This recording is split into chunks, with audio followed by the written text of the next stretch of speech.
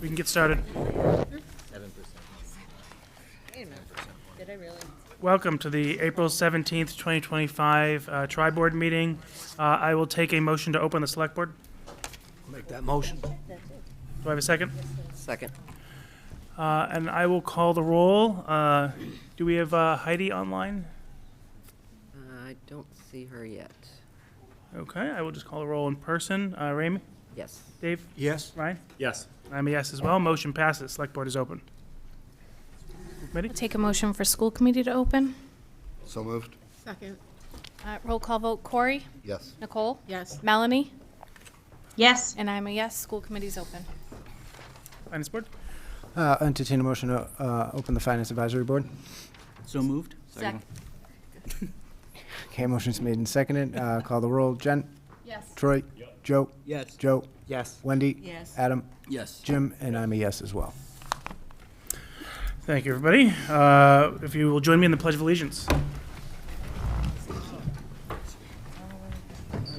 the flag of the United States of America, and to the republic for which it stands, one nation, under God, indivisible, with liberty and justice for all. Yes. Stoneham TV, could you let Heidi in as a panelist? And we will have public comment tonight for 30 minutes, and so we will do that until 7:35. Thank you, everybody. I've got a list here. We'll also take folks online. So I'll start with Bill Gerke.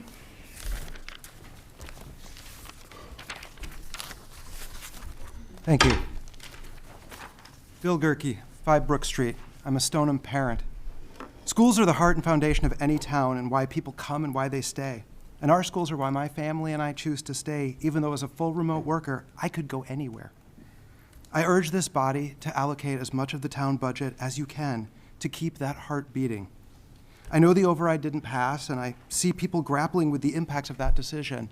And as that happens, it's more clear than ever that there is a number between nothing and 14.6 million that the majority of Stoneham can support.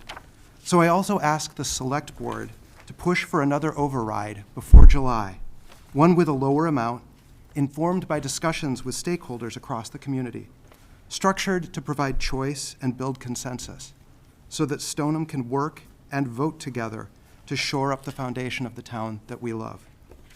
Thank you for your time, and thank you all for your service in these challenging times. Thank you. You held it to 2 minutes, but I will just ask everyone to please keep it to 2 minutes so we can try to get everybody in tonight. I know there's a lot of folks that want to talk. Do we have anybody online? I'm trying to get there. Hold on. Yes. Nahal's iPad.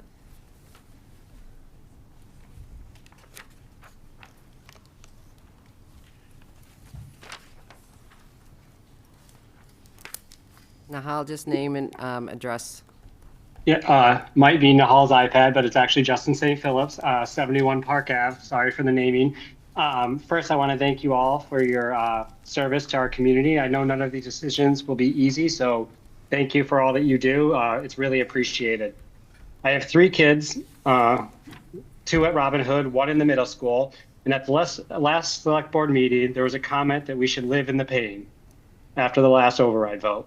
I felt as though this comment was inappropriate, as the ones who have to live in the pain are the children who could not vote. The town is already living in pain from the previous cuts. The schools don't have enough resources, and I have to hear how, due to no subs, my child sits in the cafeteria at least once a day, or they don't have to sit a sub that can teach, so the vice principals are teaching while also doing numerous other roles.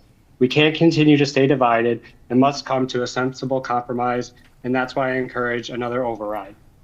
One additional comment is when we do move forward with an override, we need to make sure that all members of our community have access to the information in an easily understandable document. Many people who tried to interpret the information online misinterpreted it and tried to spin it to their advantage. Please be succinct in these documents on what the proposal is for the town to prevent any confusion there may be. My suggestion would be a simple document that clearly spells out where the money is going and what, if any, services would be cut from the override amount. Thank you for your time. Thank you. Sharon Iovani.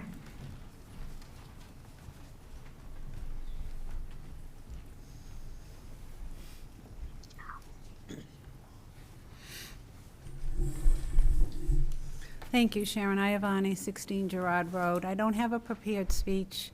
I've never spoken about this, I think, from maybe one of the first school committee meetings or way back. But I'm really sad to see what's happening right now. It's breaking my heart. I'm a mother, I'm a grandmother. I'm an old person, so the senior center is my life. The schools are my kids' lives. There is nothing here that we can say we don't need. Nothing. The divisiveness is hurting all of us, and it's not making the need any better. All I can ask you to do, I thank you all, this is a tough job. You couldn't pay me to sit in any one of those seats. You couldn't pay me to be a teacher. You couldn't pay me right now to be on the fire department or in the DPW or in the police department, because none of them are getting the respect they deserve right now. None of you are getting the respect you deserve. All I ask is that whatever you decide to do, it is equitable, it doesn't cause any more divisiveness, and that as a town we can come together and support it in a way that makes everybody a winner. We can't have losers here. This isn't a town I'm 73 years old. I have been here my whole life, and I have never felt the way I feel right now about this town, and I hope never to feel this way again.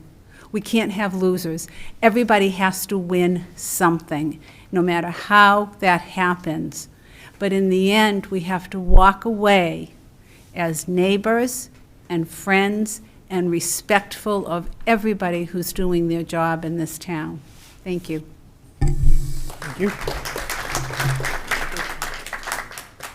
Lady and the panelist. Do we have Oh, any sorry, votes online? yes. There was, I think it was Alyssa Franford.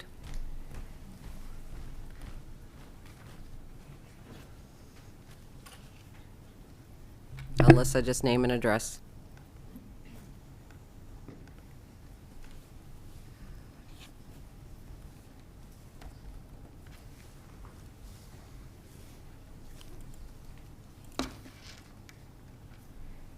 Alyssa, you have to unmute yourself. All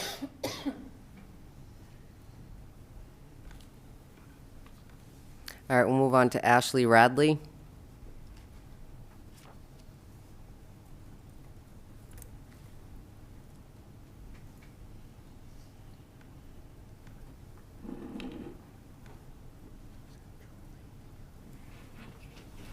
Okay. We can swing back around if folks are still there. Mary McNamara?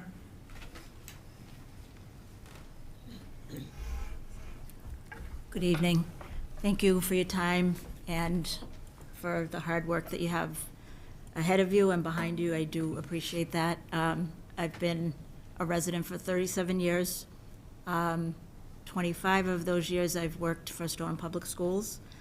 Started out as an ESP, and for the last 7 to 8 years I've been the secretary at Robin Hood. I've spoken at school committee meetings. I'm not going to repeat the same things that I've said before. I hope you'll indulge me. I was going through some things, and I don't think it was an accident that I found this. Many of you know I had 2 children. My daughter is, she graduated 2007, my son 2010. Unfortunately, he passed away in 2015, forever 22.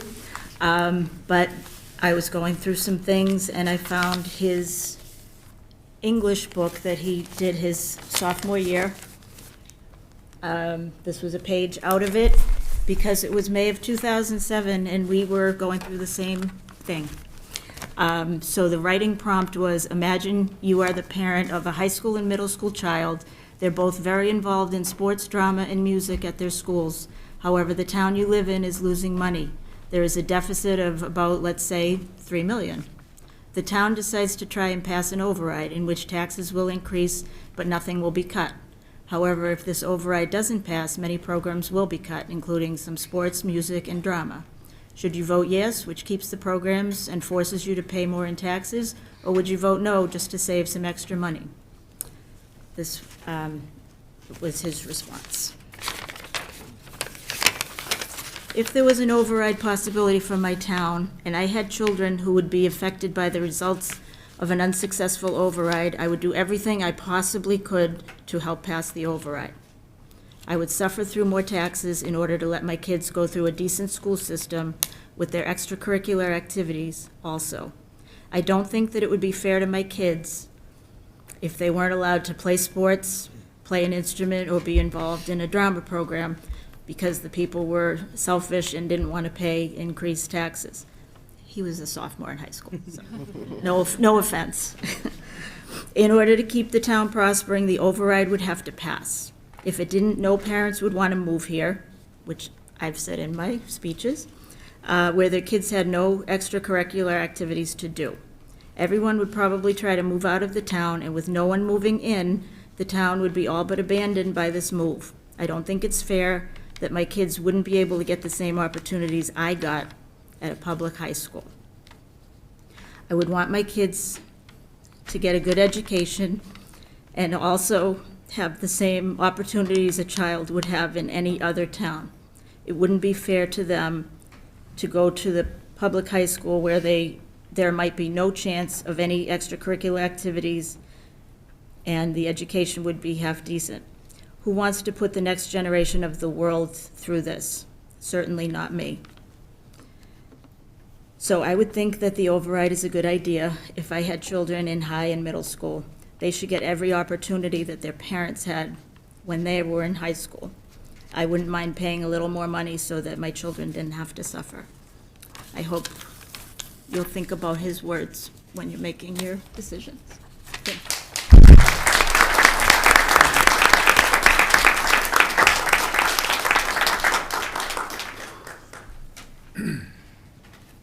Rami, do we have anybody online? Yep.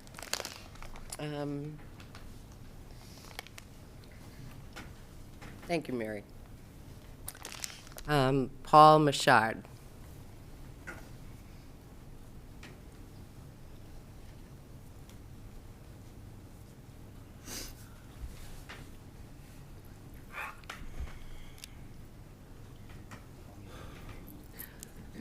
Yeah, I usually go and unmute them on the screen. I don't know. I if don't that have, helps. oh, yeah, I see that. But it doesn't, it just says report. Oh, really? Yeah. Yeah, report. Now I'm good. Storm TV, can you unmute Paul? We've asked him to unmute. Okay. Zoom has been having some network issues, so I don't know if that's making it difficult for some people to participate. Okay. All right, we're going to go back to in person. I'm sorry for you people online. Seems to be, maybe if you want to log out and join again. We will swing back around to the folks that we are maybe having have technical three. difficulties for. Marcy Delicio?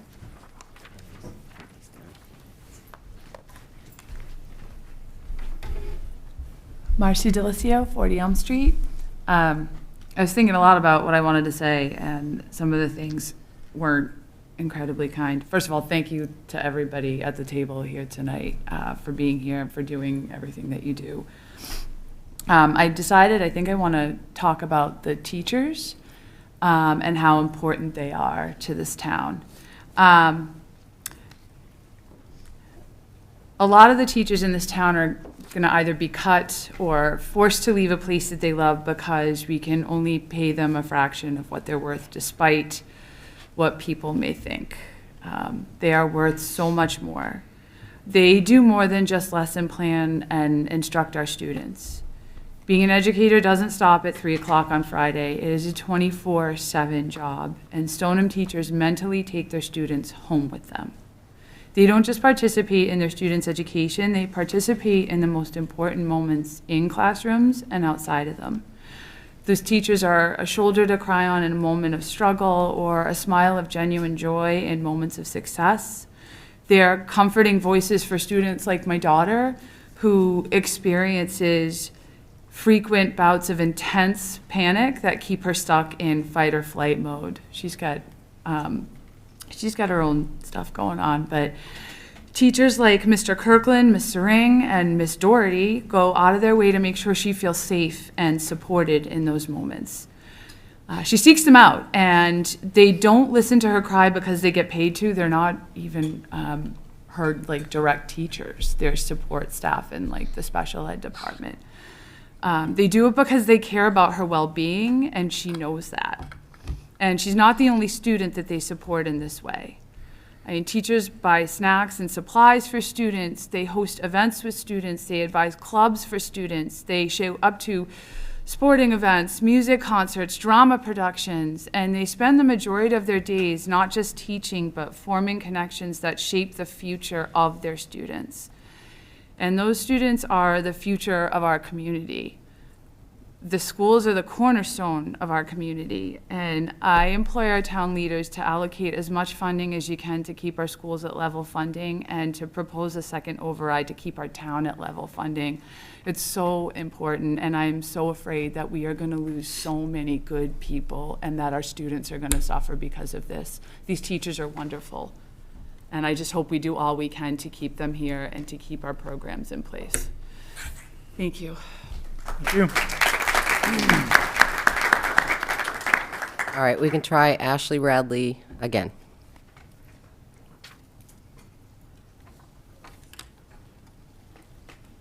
Hi, can you hear me? Yes, we can now. Thank you. Perfect. I will keep this short and sweet so everyone else from online can talk. So my name is Ashley Radley. My address is 30 Maple Street. I am here simply to ask the select board to please consider a new override proposal at a lesser amount, one that reflects our current needs that everyone else has spoken to and addresses the community's feedback. I understand the urgency of this moment and the threat that if nothing is passed, these deep cuts will be too deep for this town to potentially bounce back from. We need to give ourselves time and to plan out long-term viable strategies to help this town. And the only way to do that in the short term is to keep ourselves afloat with an override passing. Please give us another chance to work together as a town, appeal to our neighbors, and keep the inner workings of this community intact enough to create a vision for a more prosperous Stoneham. And I will. Thank you. That's all I have to say. Thank you. Thank you. Natasha Waite.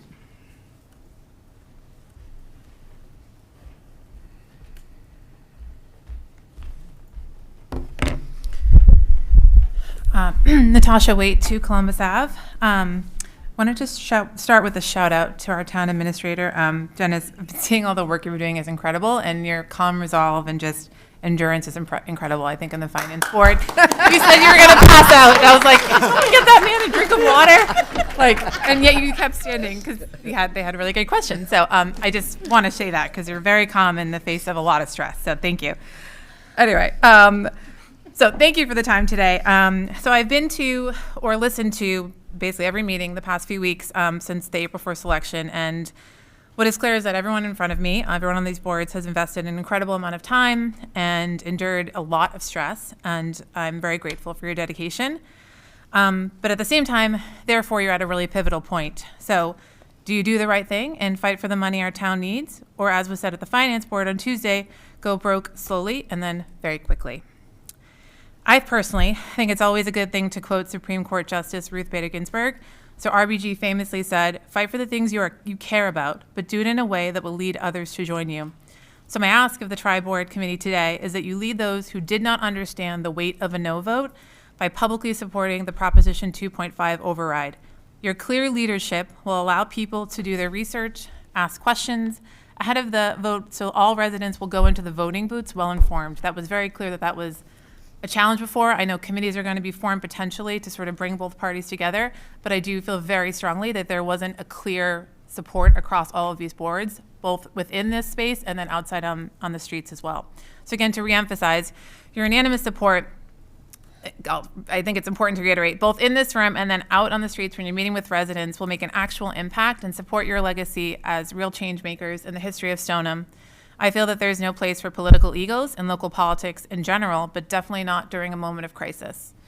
252 votes as you all know. That was the difference in maintaining Stoneham as a town with basic services versus decimating the core pillars of our community, leaving us beaten down and honestly quite depressed, as we all are.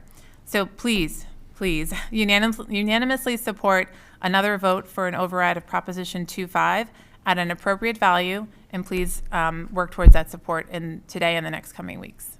Thank you.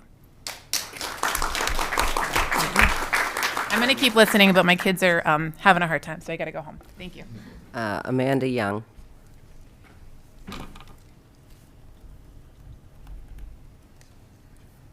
Hi, Amanda Young, 11 Plaza Ave. Can you hear me okay? Yes. Thank you. I would like to urge the select board to call for another Prop 2.5 override vote as soon as possible. We only have a limited time to have another election before the budget is due to the state. We need to settle on a number that will allow for this override to pass and urgently fund our services in town so that we can identify long-term solutions. Thank you very much. Thank you. Kyla Melody? Hi, Kyla Melody, 12 Lawndale Road. I've spoken at a lot of these meetings over the past however many months that we've been doing this as the co-chair of the Save Our Stoneham Ballot Question Committee. So tonight, all I will say is that I would strongly request, urge, whatever word you want to use, the select board, all of the boards, to put another ballot or another override ballot question out there at a proper lower amount to properly fund the town before July 1st so that we have the necessary money so that the town is not decimated. Thank you. Thank you. Paul M.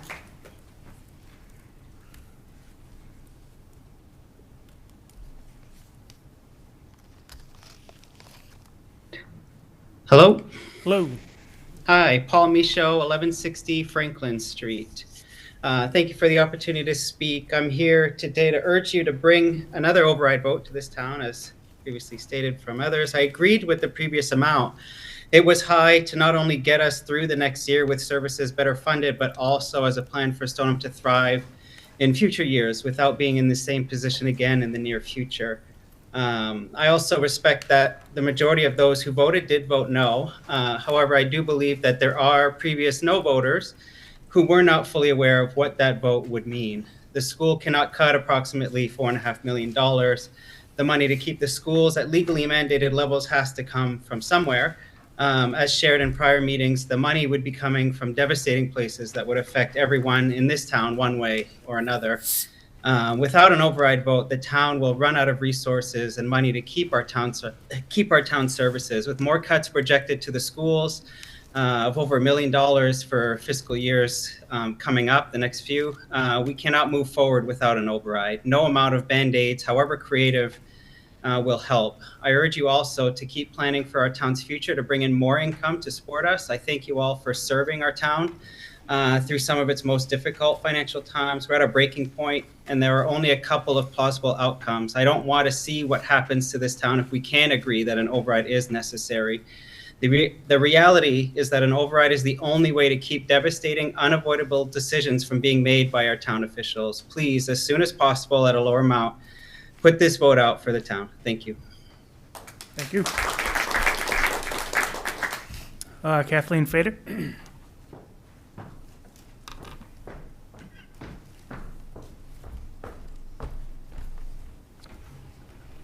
Hi, my name is Kathleen Fader. I live at 540 Main Street. Thank you all for the work you are doing on behalf of the town. My husband bought our home on Main Street in 2020. We lived in Stoneham for the last 5 years. We now have 2 children, a 2-year-old and 4-year-old. We love Stoneham. We love this town. We love the culture, the small town feel. I understand the preference to keep the cost of living low and hold our town to high standards in terms of budget and spending. I'm worried that in the attempt to support these ideals, we as a community are losing sight of what makes Stoneham a community.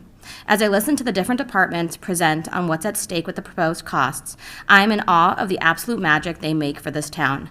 As a social worker, I can appreciate doing quite a bit with very little. I see it as a virtue, and I think it speaks to the love and commitment this town has to its people.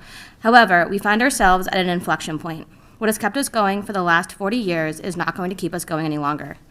In these same meetings, I also hear about our projected revenue from all these new developments and the impact it could have.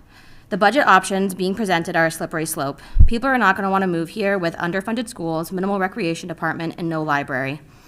I know some young families who aren't sure if they want to stay in Stoneham because of the possibility of the proposed cuts.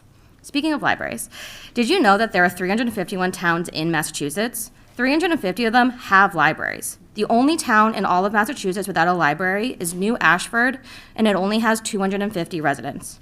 Becoming the second town in the entire state of Massachusetts to not have a library is not something we want to be known for. The tax override vote that was put forward at $14.5 million was too much. The people of Stoneham have made that clear. However, the last 2 weeks of town meetings have also made it clear that the town cannot function without action. I urge the select board to re-engage the town in the democratic process and to put forward another tax override vote with the goal of, at the bare minimum, level funding for fiscal year 26. I'm almost done, I promise. We live in uncertain times. There could be a lot more pain ahead. Now is not the time to be cutting those services that serve as the ladder rungs in a community. It's not the time to disinvest. We need to decide whether we are going to step up and fight to stay Stoneham, or are we going to start the spiral of decline, which has undercut so many other communities, cutting services, losing businesses, reducing property value. I urge you not to let that happen. The schools, library, senior center, and rec department are the very services that have made Stoneham the community or people that people are passionate about. Please let us try again. I urge you to put forward another tax override vote. Thank you. Thank you. Alyssa Franford.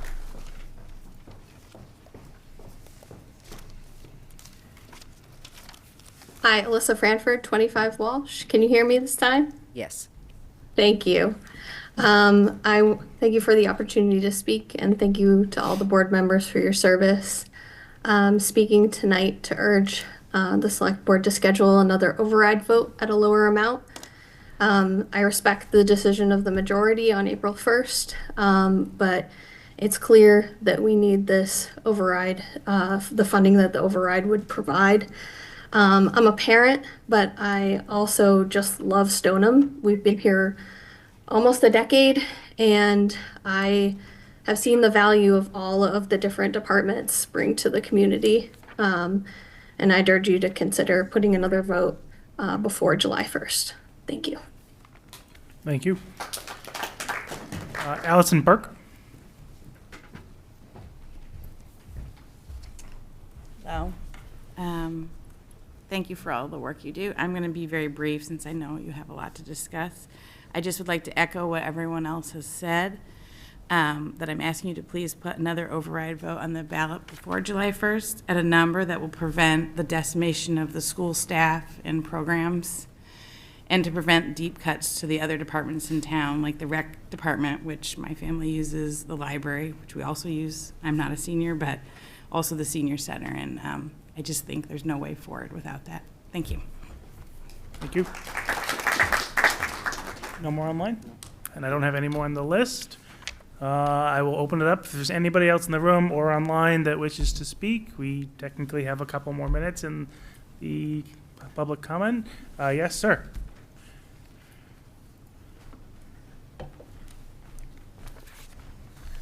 Hi, Bill Gale, 89 Summer Street. First, I want to thank you all for the hard work you do for our community. It really means a lot to see you all really working hard together. I urge the board to consider a new override proposal with a lower amount. I believe there's a room for a compromise to find a figure that allows Stoneham to maintain its vital services and keeps up with the demands of inflation. As you know, without an override, Stoneham is in danger of losing its library, senior center, and rec department. We'll also have to cut everything we legally can from our schools, first responders, and the DPW. Obviously, this would be devastating for our community, and we can't allow that to happen without giving an override another chance. Thank you. Thank you.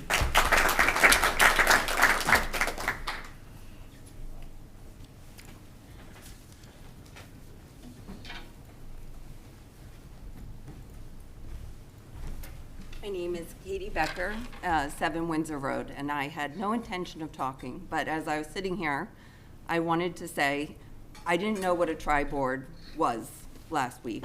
I had never been to a town meeting, and I listened to you say you can lead people, but you can't force them to get the information last week. And so I am telling you, I am here to help reach out to the people that have not been involved and that have not supported all of you through this first override, and I'm asking you to help us have a chance. Thank you. You have iPhone on. Hi, can you hear me? Yes, we can.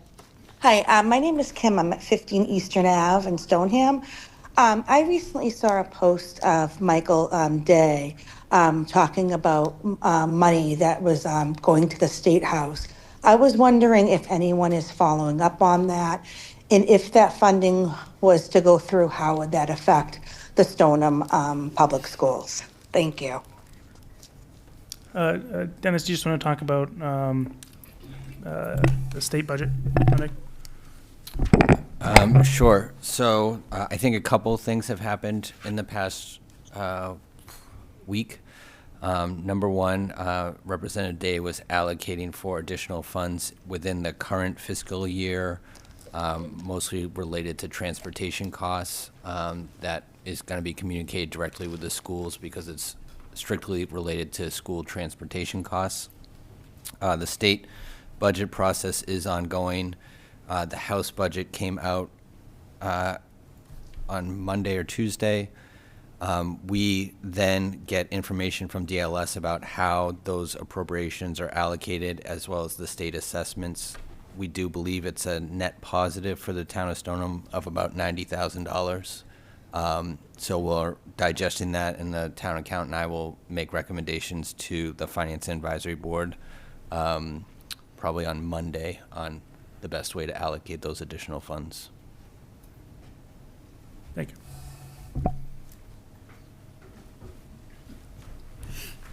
Hi, Abby Shaw, 41 Gold Street. I'm sure all of you are well aware that I would very much love for you guys to put forward another override.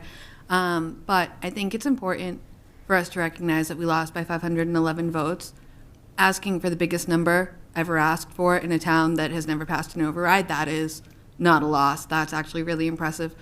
I work at a local business in town, a small business, and a lot of the regulars are elderly people who I nagged and nagged and nagged about the override, and a lot of them told me it's just not for them. It's not going to impact them. They were voting no. Those same people in the past 2 weeks, I have had so many of my customers who I haven't seen because I've been out of work, reach out to me, call me, email me, text me, Facebook me, telling me they are horrified that the library is closing, that they're horrified the senior center could close, and they had no idea, which is frustrating because I and all of you have been sharing this. But almost everyone that spoke tonight, we didn't hear from in any of the previous meetings. All of those elderly who have reached out to me from the restaurant, we haven't heard from. That's easily, it shows how many more people would vote yes on a smaller number. People that we haven't heard from before, people who weren't aware before, people are listening now. And I would get on my knees and beg you all to please, please, please, please, just put another override up before July 1st. For my son's teachers and my daughter's teachers and the fire department and everyone in town. It is banana lands. Thank you guys so much.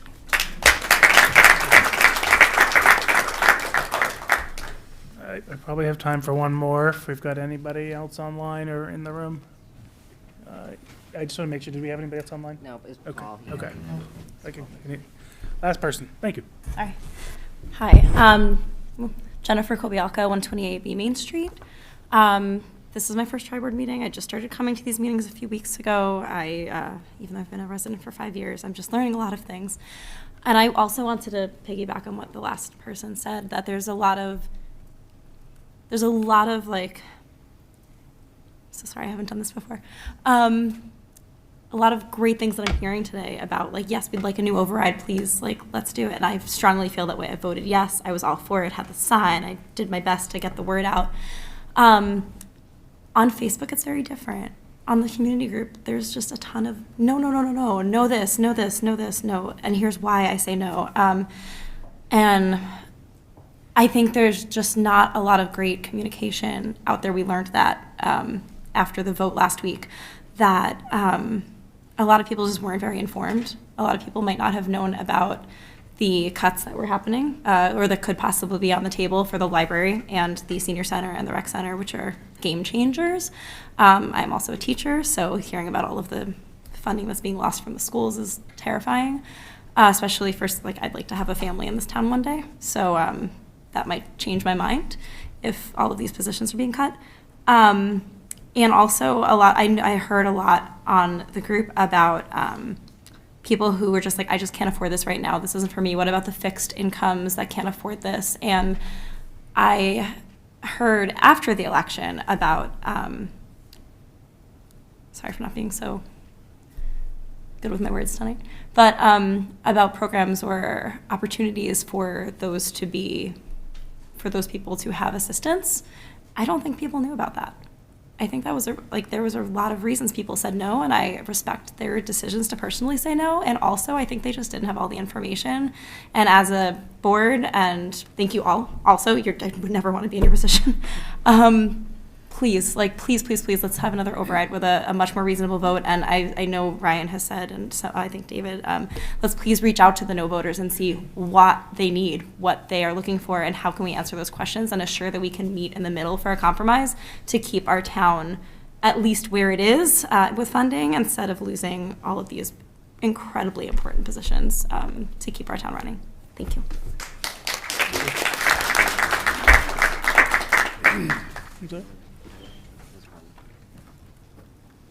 I think that was our last person. I announced that was our last person, unfortunately. Next up is the presentation of the revised town FY26 budget. I think, Dennis, you're going to take that?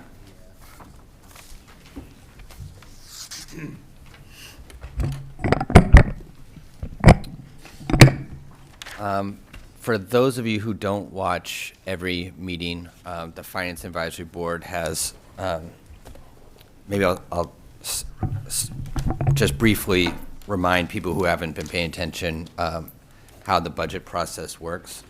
Over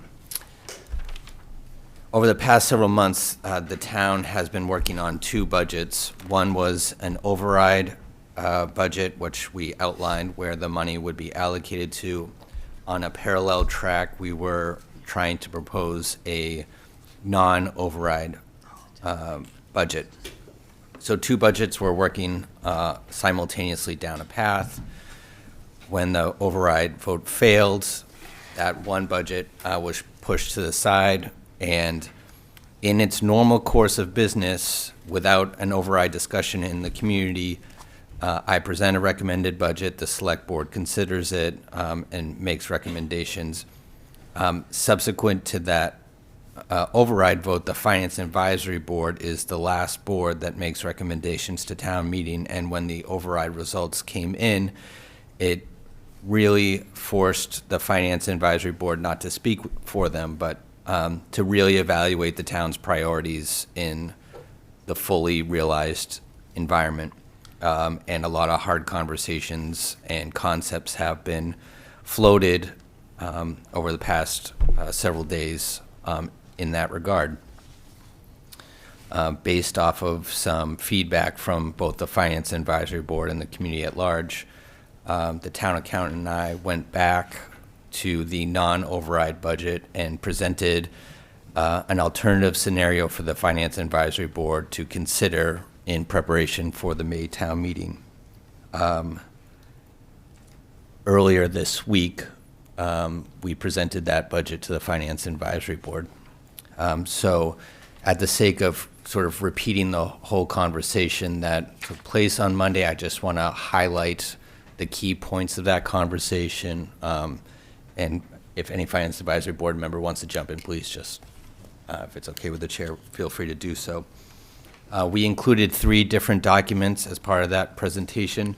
The first was what amounts to the last few pages of the budget book that's posted online, and we included some cuts along the town side into various departments. And I'm just going to highlight them versus like go through them all, but we'll be posting all these documents online. The first series of cuts that we were recommending for the Finance Advisory Board to consider was $340,000 worth of cuts to the library, $100,000 worth of cuts to the senior center, which amounts to 50% for the senior center. Removing certain elected official salaries, removing a budgeted fire department position, another police department position, above and beyond what was presented leading into the override, a reduction in $35,000 in the traffic directors.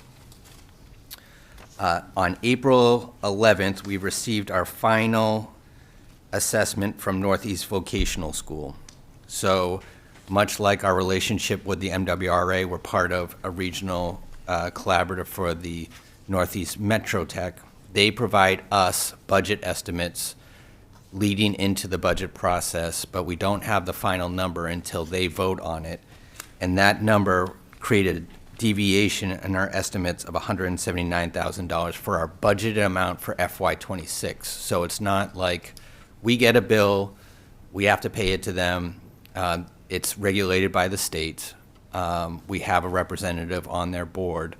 But the $179,000 variance is the variance from what we had originally budgeted versus what the actual number was. And it was based off of that change in information we received on April 11th that caused that change. Additionally, on Monday, we conducted our water and sewer rate hearing, and we presented on the concept of using a slightly different formula for our indirects, which is how much of some of our general fund expenses are charged to the water and sewer fund, which resulted in a change in the general fund operating budget of $100,000. So you'll be able to see all of these changes. We also cut a position with Mystic Valley Elder Services for $40,000. I'm going to just change documents real quick. Dennis, I just want to make sure people understand the water and sewer change was a positive. It was a contribution. It's a positive on the general fund side, almost like a negative as a charge on the water and sewer side. For the people who got packets, it looks like some of them got misstapled, where you might have two of the same cover page. If yours says 7% and 7% or 10% and 10% on the far right-hand side, there was just a misstapling. But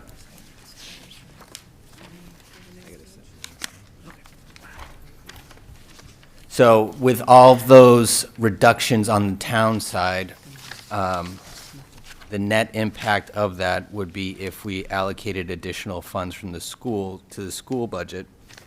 The town budget from FY25 into FY26 would see a 0% increase. That means the budget would remain essentially the same on the town side of 0%, and the school department would see now a 7% increase versus the 3.5% that was originally recommended, which is an additional $1.2 million. And I would just say a lot of the changes were based off of community feedback or questions we received, forcing us to sort of relook and reconsider what the town was considering. I'm going to highlight a line that is actually at probably towards the very back of the packet, which is our transfer to capital stabilization. It's line 92 on the back page.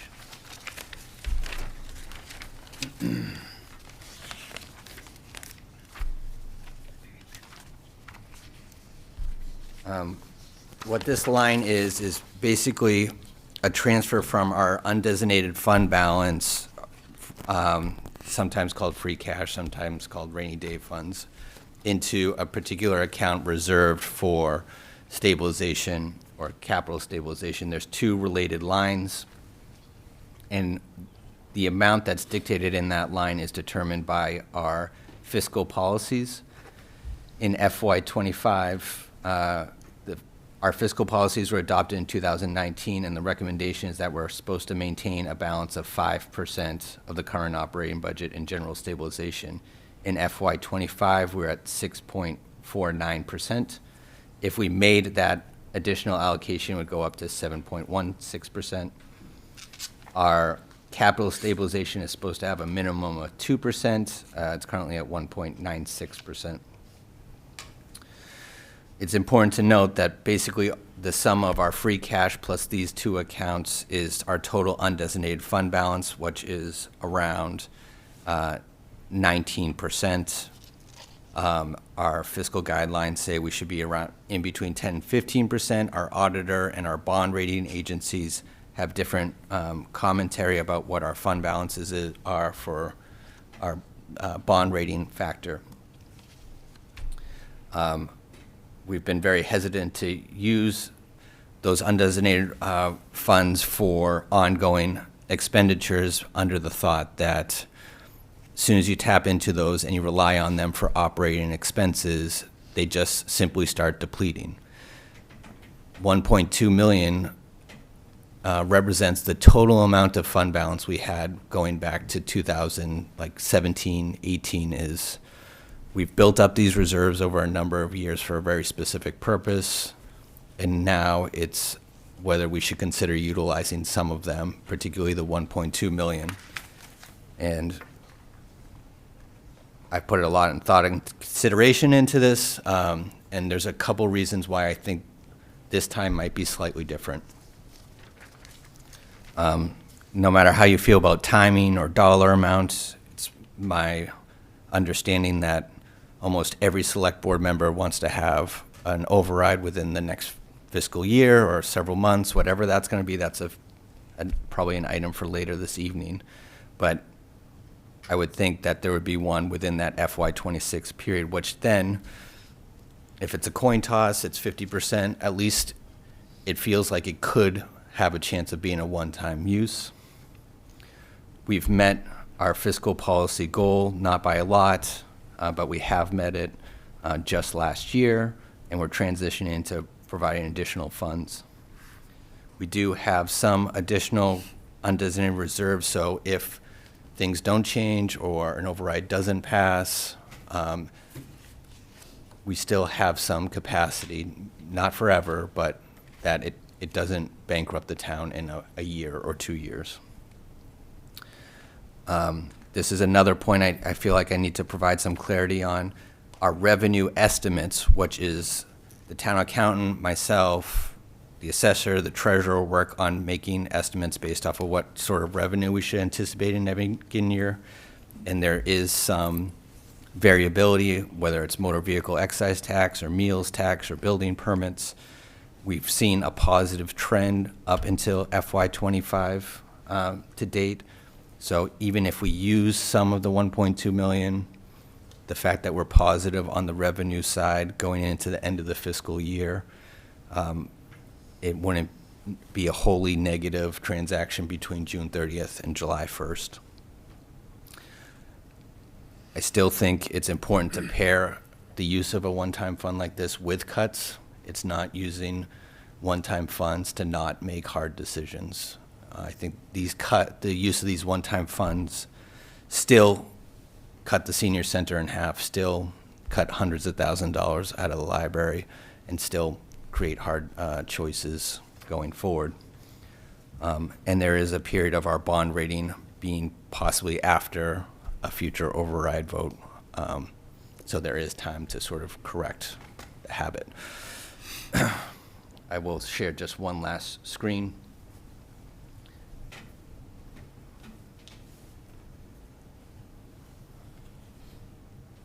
Certainly going to select the wrong document. So if we utilize the additional 1.2 million of one-time funds for FY26, and the Finance and Advisory Board chooses to allocate 100% of that to the schools, it ends up being the town still sees a 0% increase year over year, and the school budget ends up increasing 10% from FY25 to FY26. again, I think a lot of things have been said.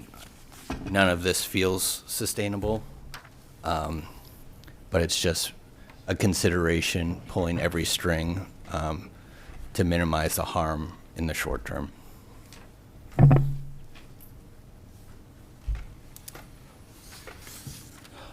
Thank you, Dennis.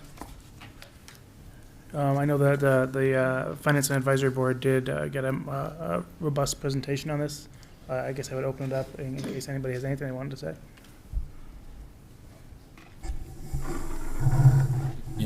Sorry. Just a comment on the use of these funds, because I know, just to echo what Dennis was saying, people have said, okay, we need to find the money, right? We need to actually put things in town that make money. Having this in this fund, if it's well filled, actually makes the town money, at interest. It lets us take cheaper loans out. So this is actually going against what a lot of people are saying. This is gonna make us make less money, right? I mean, do a little math. This is like 60 grand in free money we'd get next year off interest if we didn't use this. I think we should, but I gave an analogy to Mike. We talked about this is a Band-Aid. This isn't a Band-Aid. Band-Aids are gone. This is like using dollar bills to stop the bleeding. So it's not great, but that's where we are.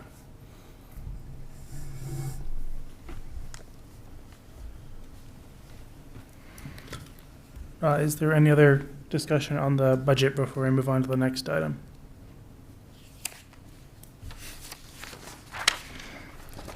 Seeing none, we will move on to the override result and next steps. And we have a few sort of sub-bullets there. I think we can sort of discuss them in concert, because I think that the override discussion will be pretty free-flowing. I don't know, Ryan, if you want to start here, so I will say that we had sort of a novel question posed before this meeting, or I should say, posed to me. Obviously, we normally have presentations, we do them verbally here. And one of our members wanted to provide a presentation. And so what I'm doing is I'm treating this like it's as if you were speaking. So I'm treating this like this is your opinion, and you are saying it verbally. So I will give you the floor to speak to your presentation here. Mr. Chairman, before you hand the mic over, I just need to say something publicly. This presentation is one member of the board. We just got this tonight at 6:30. It is his opinion. We have had no input or discussion about this, and I just want to be clear that this is 1/5 of the board's opinion. Thank you. And I should just, again, this is fairly novel for us. The reason that something like this can't be distributed ahead of the meeting like some of our other materials can be is because it is prepared by a board member, and board opinions need to be shared in a public setting. And so presentations need to be presented out here in front of all of you. And so that is why board members are seeing it for the first time right now. So thank you, Ramy. I will admit, I did not realize it would be novel to do a PowerPoint presentation, and I apologize for creating the kerfuffle. I thought it would be important to have these documents and this information in front of us as a visual guide to help guide our conversation and allow us to be on the same page. As Ramy pointed out, I did make efforts to comply with open meeting laws by not distributing it before the meeting. So thank you, Ramy, for clarifying the compliance with those laws. If you all don't know this, and people on TV may not, the open meeting laws preclude us from deliberating outside of the presence of the public. So it is difficult to understand or develop any sort of consensus or understanding of the dialogue ahead of time. I won't wax poetic on those laws, but they're important that we comply with them. But that's why I developed this PowerPoint, so that we're kind of all on the same page and we can look at it. Do we have the opportunity to put it up? Yeah, I'm navigating. Okay. And again, my first time realizing that this would be novel, so I do apologize. And again, it's not something that I intend to read word for word. It's just a visual aid to help us be on the same page as we sort of navigate what I think are complicated topics. And Ramey is, of course, correct. This is my opinion. I have not deliberated with any member of the board about this or had a quorum to develop any ideas about this, again, complying with the laws. It is my position, as the position that was expressed by 16 members of our town tonight in their presentation during public comment, that the only way forward for our town to avoid the worst cuts that some of us could imagine to our town is an emergency override. There are hundreds of great ideas circulating through our community about changes that we can make long term. We need more money now, and that's the position we're in. And so my position and the request I will make today is to prepare for an emergency override as quickly as possible in order to put a better budget forward on July 1st that avoids the things that we've been talking about for months and how bad it's going to be for our town. This decision or this position that I hold is based on input from the residents. It's based on the fact that we've heard from residents that they want to see cuts, they want to see greater efficiency. And as you just heard from Dennis, we're doing that. We are doing everything in our power to flip over every rock and look for every dollar. We are going against potentially our best interest in the long term to potentially move money out of stabilization fund or stop free cash from going into the stabilization fund. And the community has been, I can't say unanimous, but very close to unanimous in its support for a smaller override based on our most urgent needs as a compromise. This has widespread support through our town, as we've seen and heard from tonight. And with an emergency override, even a small one in comparison to what we attempted on April 1st, we can protect Stoneham from the worst cuts. We have received feedback from residents, but it's critical that we get more. I'll go through the proposed dates in a moment, but we have a little bit of time. It doesn't feel like it. This is going to seem hectic and chaotic for a little bit for many of us because we're going to be involved in this process. But it's critical that we not only engage our residents, but we find the best way to collaborate, build trust, and build trusted transparency. In a moment, I will be suggesting that we hold engagement sessions and we publish those dates in a mailer so that we reach our town. And I will wax poetic about the shortcomings of our ability to communicate in a moment. I also propose creating a resident advisory committee. I acknowledge that it will be difficult to elicit meaningful input from that committee before July 1st, so it's important that we treat this one like an emergency, and then we build that relationship with that committee and with the community with using the resident advisory committee for any future budget discussions. But this one is an emergency. I hope that we can get it in place and meet collaboratively and meaningfully with that committee in the next month or so, but I will acknowledge that it's going to be difficult to get real meaningful input from that before this needs to happen. That committee should be bipartisan on both sides of the issues. It should be collaborative, diplomatic, and charged with clear, concise, single-issue opinion development. And then as a community and as leadership in our town, we need to make sure to appreciate and understand and give credit and appropriate consideration to all feedback that we have received already. So we've received input from several sources to date. I would note, these are from my notes. I don't say that they're perfect. I've been trying to take notes at all the meetings that I've attended and sort of roughly gathering data to try to understand what our community is asking for. The April 8th select board meeting, when Ramey, I think somewhat jokingly, asked if we wanted another override, again, eliciting feedback from the crowd, everybody clapped and cheered and hoped for that. So again, it's not a perfect system. There may have been some people that didn't say that, but my observation was that it was unanimous.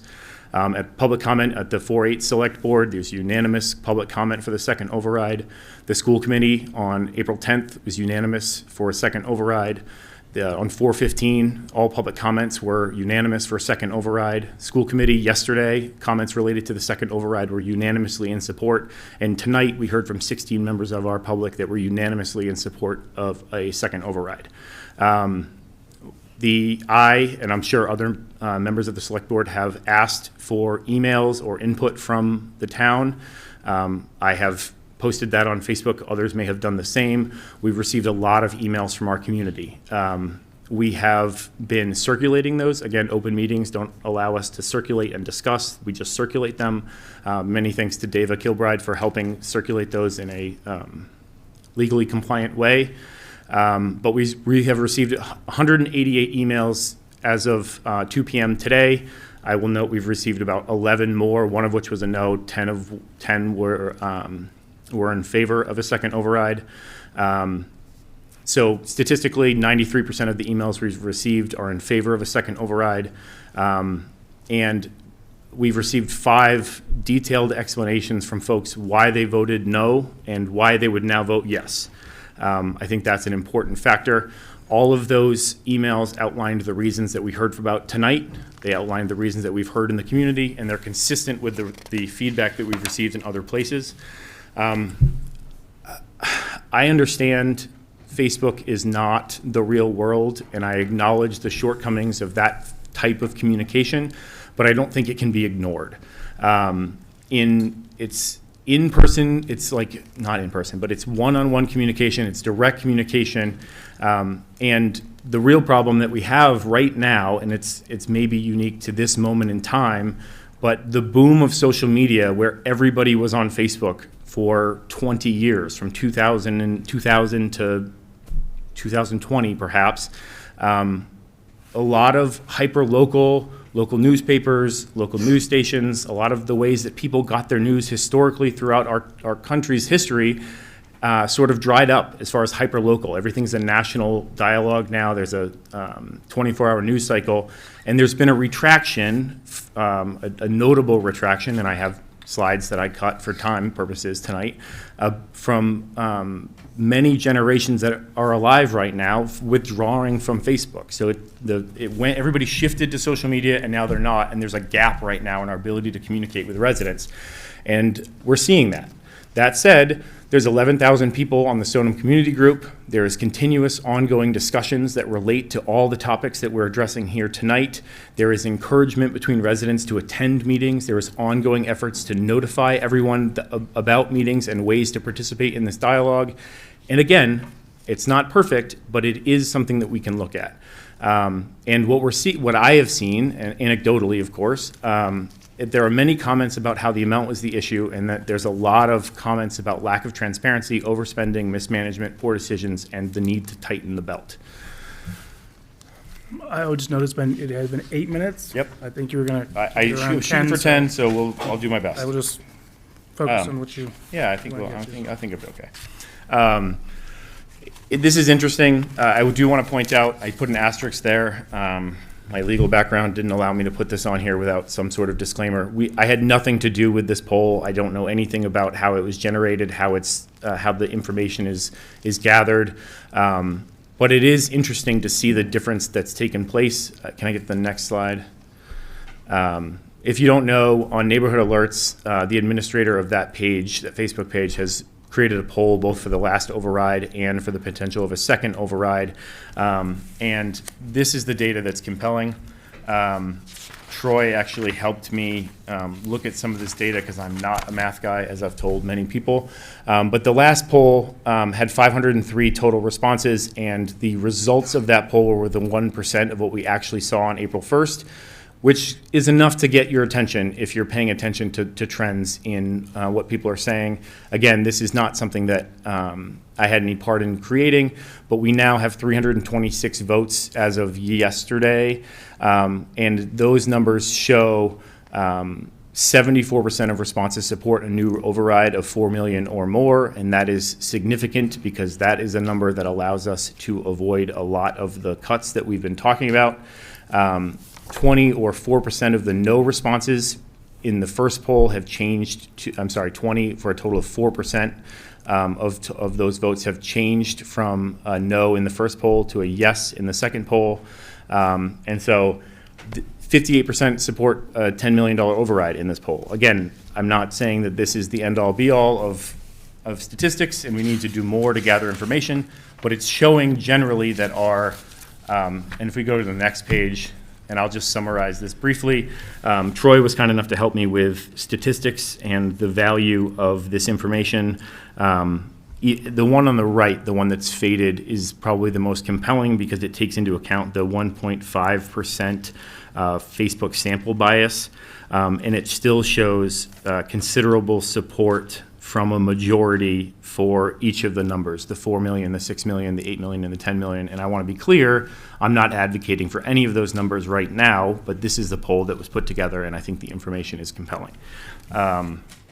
Again, for consideration of whether or not to move forward with an override, not for other purposes. You have hit 10 minutes. Okay, thank you.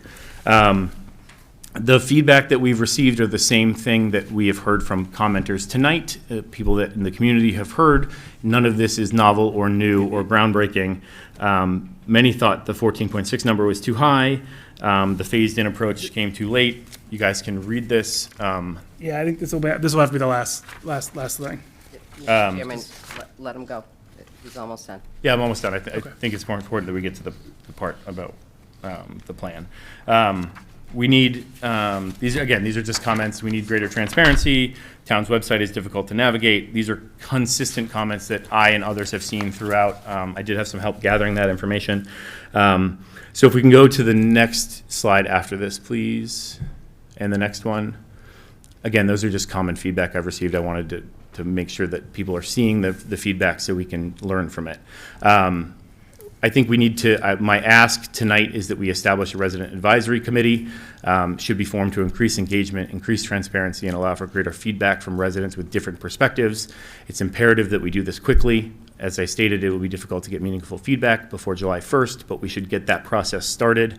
I'm proposing that we do a survey. I have talked briefly about the feasibility of doing a digital survey with a link to be provided to people in town, and the cost of doing a mailer is a lot of money, and so mailing something to every house with a voter in town is costly, and so that's something we have to consider. But I think we have to consider putting the availability of the survey on a mailer and sending it to everyone to get real input from our town before we take next steps, if possible. I was also thinking about maybe making it detachable for those that wouldn't follow a link so they could return it to town hall as just a little slip of paper with a vote on it. This is sort of a brainstorming exercise for this purpose. But the next slide, special town meetings cost about $1,900, special elections cost about $13,000, and a mailer to each household costs about $9,000. Failure to take these actions have significant consequences that we all understand. Those are outlined here. And then so my next slide, and I'm skimming over the detrimental impact that not passing an override will have on our community, but I think we're all familiar with that at this point. This is where my proposal comes in and what I'm asking for engagement from the select board and feedback from other boards on. I propose that we have a public engagement meeting on May 3rd. We already have a May 5th town meeting. I'm proposing a May 10th public engagement forum. I would note on here, on May 14th, layoffs begin based on current budgeting. The override ballot, which includes the amount or the amounts, if we elect to do a tiered vote or a pyramid or a multi-year or the options there, that must be set by May 16th. 2025. That gives us 35 days, and that allows us to have the override vote on June 21st, and then we'd have to have a special town meeting to implement that budget before the July 1st deadline. Those deadlines create a tight window, but my understanding is that is feasible based on the input that I've received. And then last slide, I'm asking tonight that we vote to set a date for an override special election. I'm asking that we authorize public engagement meetings and set those on the calendar so that we can spread the word and get as many people's opinion about how to proceed on those days. I'm asking to authorize a survey. We should talk about whether or not that survey is sent on a mailer or if it's just a digital version, and we can help distribute that. I'm asking to vote whether or not to authorize a mailer so that we can share these dates and information about the impending vote and a survey to every voter in town.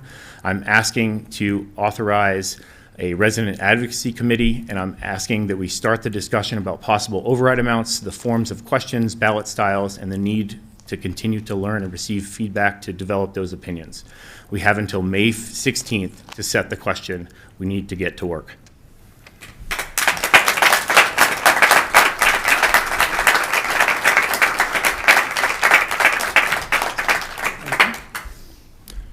I will open up to other board members.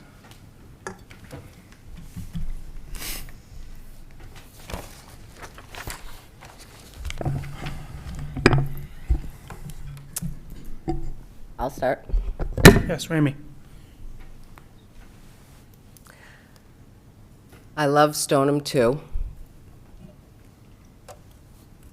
What is that number? You all keep saying at a lower number, at a lower number. What is that number? I've received 300 emails, 40 of which probably are no voters. I'm okay with the survey. I'm okay with an advisory group. I am not okay with this timeline. It has been years that we have been talking about this override. Years. I'm in my 7th year on the board. I've talked about an override since 2008 when my kids were in the elementary school of Robin Hood.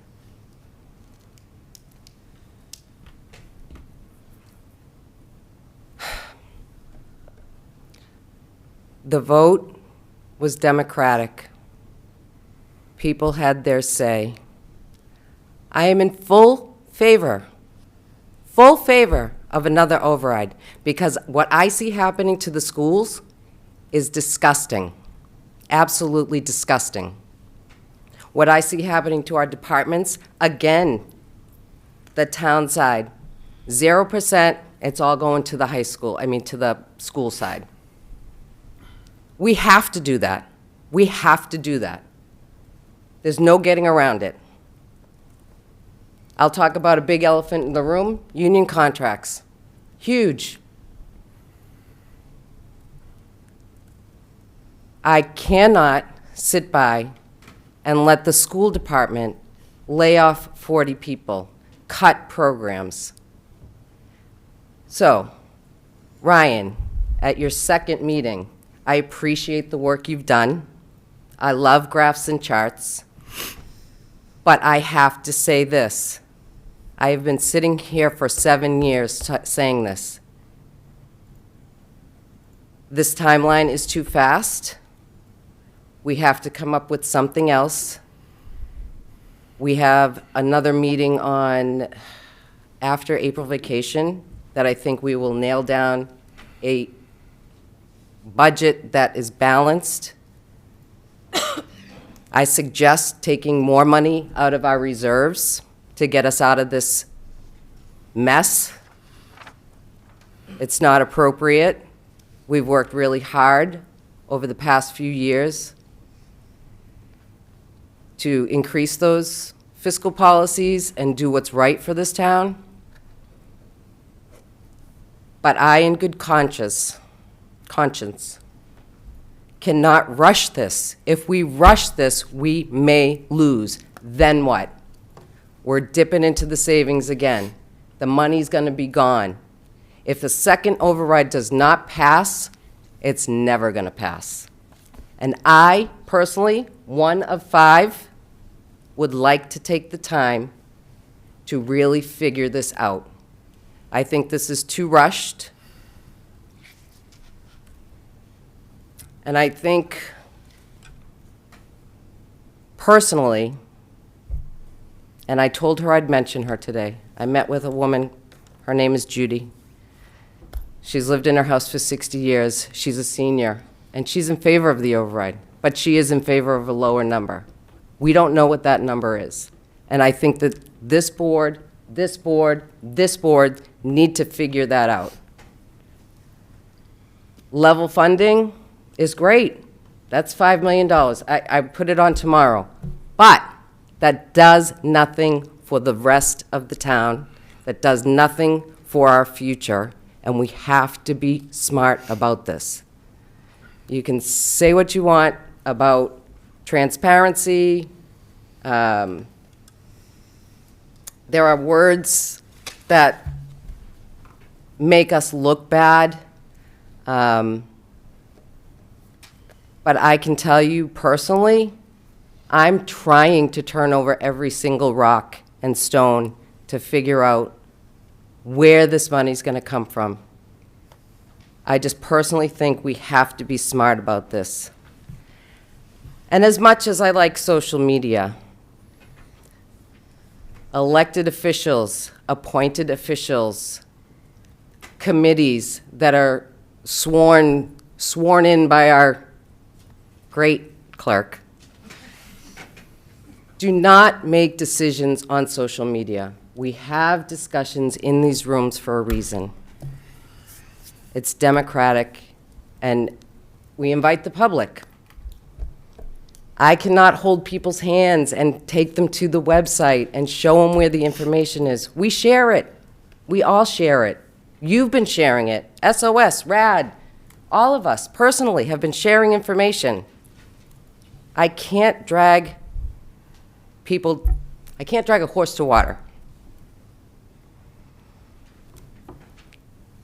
That being said, I don't know what we're going to do. I don't know what we're going to do. We do need another override, but we need that override to pass.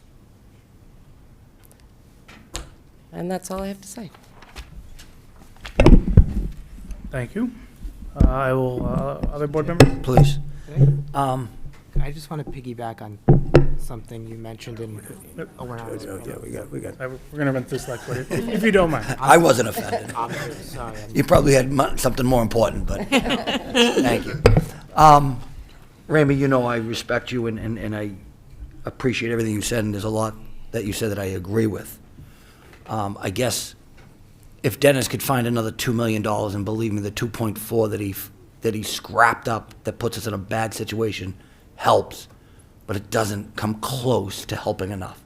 So if he can find another 2, then I'd be patient, right? If we got that number to 4.5, which is what we need just to get through this year, the cuts are gross. And I just can't sit and watch that happen. I can't sit and watch the library close, the senior center, and everything else that's happening. I just can't sit and let that happen. Somebody has said to me, and it may have been mentioned tonight, I felt so strong about the 14.6, and I don't regret the process that we went through to get that number. Looking in hindsight, I wish we didn't ask for 14.6. But it was thoughtful. It was clearly too much, but it was a big number. And we came within 250 votes at that astronomical number, right? 251 or 2 more votes that changed it, and it actually wins at that incredible number. So I know it's a rush. And I wish we weren't in the position to say this. And at the last meeting, I said, I want to continue to meet often so that we can come up with a plan and not just push it off. I am in favor of asking for another override. And I would agree with that timeline. I appreciate the work you put in, and I just can't sit idle and not feel it. If it fails, then it's not because we didn't do everything we could. That we have to do everything we can and say to people, you've got it all. I don't know how to communicate better. I'm willing to drive down Main Street with a big blinking sign because at the end of the day, I was one of them. Until I became part of the select board, I didn't pay attention. And that, unfortunately, is 80% of our community. They don't pay attention. If you don't want to know, you won't know. We've done so many groups that did everything they could to get that information out. So I really wholeheartedly believe it was the number. And if we can change that number to something that we're going to have to spend some time on and meet often and quickly and come up with the least number, the smallest number that we can come up with that stops the bleeding and not stopping the bleeding with actual dollar bills. So I appreciate that too. Thank you.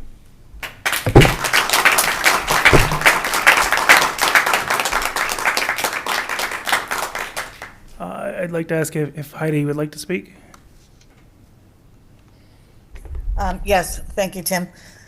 I will start by saying, similar to Ramey, I am 100% on board with the requirement for us to go back for a second override. I do think that the piece that we really need to settle on is what is the right timing for that. I think, several times throughout these slides that we were just looking at, there has been a theme of a perception that we moved too quickly, that we randomly picked a number, that we didn't seek engagement, when we all know that that is 100% false. If we now turn around and say we are going to try to cram something in the next 30 days or 60 days, that will be the epitome of us rushing it and picking a number. And it will make that perception reality. So I think we need to think really smartly about how we can put the right number out there, but also ensure that we are building that trust back with those folks that feel like they were blindsided by this. I'd also like to say that I have a really hard time looking at numbers that are based on Facebook polling and analysis. We know that Facebook users are primarily younger, and we know that Stoneham has a very large population of older residents. Studies show that marketers and researchers really shouldn't be relying on Facebook statistics to direct their strategies. I also feel like it is a little bit confusing for people that we're saying to them that there is a community group with 11,000 members, but the survey results are from a different group, which has less than half of that number of members. And we know that to join any of these groups, you can be a former resident who's putting in their 2 cents, but will not be voting. We know that although they say you're supposed to be 18 plus, we see the students that are on there and stating their cases. So for us to think that these numbers are realistic for the folks that are going to come out and vote, it's not reality. Particularly even if we look at the fact that we had 5 voters that were previously no, now saying yes, that's 2% of all of the emails that we received. 2%, that's 68 people. Everybody has said that there was a couple of hundred people that we need to get on board. We need to make sure that we are doing this right. Can I respond to I am done. Yes, sure. I just want to thank everybody for their input. It's important that we have, to Heidi and Ramey's point, I think it's important that we deliberate and make the best decisions we possibly can with as much information as we can. I do apologize if it was unclear that the neighborhood alerts is a different Facebook page than the community group. I didn't mean to cause confusion with that. It is a different group. It has a different membership group.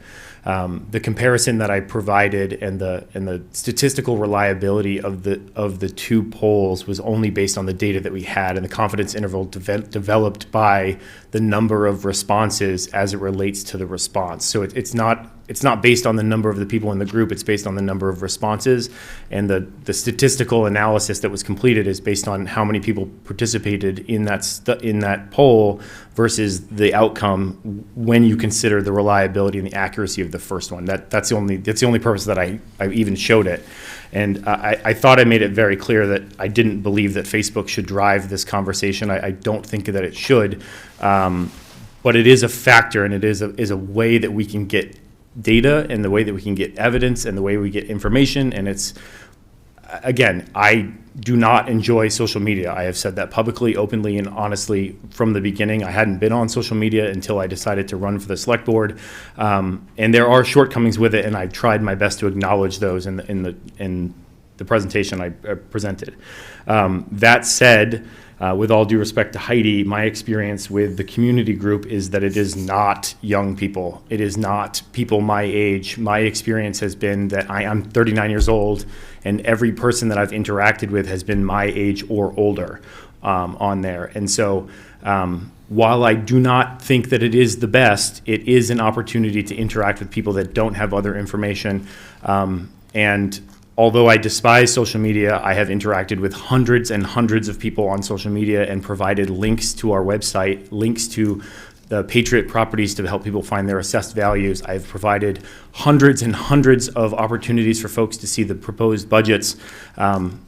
Again, I do not like social media, but I have spent hundreds of hours engaging with our community in the only place that we directly can other than these meetings. And so with all due respect to the opinions shared about Facebook's reliability, I have had face-to-face phone conversations, meetings, interactions that started on Facebook and ended with 45-minute conversations with members of our community. And I feel like it's a good spot to start that conversation. The way I've analogized it, I don't even know. It's like Wikipedia. You can't do a research paper based on Wikipedia, but you can start there to get an understanding and a background, and that's all that I've used it for. And my thousands of interactions with members of our community have informed the anecdotal evidence that I've presented tonight, and I think that's important. And I'll note for the record that there are 25 members of our community nodding along with everything that I'm saying. So the democratic process is alive and well in this room, but it also represents the information and the accuracy of what we're talking about. I am all for careful, measured, deliberate engagement and transparent procedure to figure out the next steps for our town for an override. That's why I'm talking about an advisory committee. That's why I'm talking about a survey. That's why I'm talking about a mailer. I am in this room right now because I'm committed to developing an engaged and informed town, and that's what I'm committed to. Right now, that town is on fire. So what we need is an emergency override now, and we can do careful, measured planning next time. We will find and identify the smallest possible number, and I think that what we've talked about is somewhere in the $5 million range that stops us from laying off teachers and firefighters and police officers and stops us from having to raid our financial future. And that's all I'm asking for. And I think there is widespread, nearly universal support for that in this room and in this town. And so I'm asking that we continue to deliberate tonight, but I want to have a vote tonight on setting a date for an override vote on an emergency basis.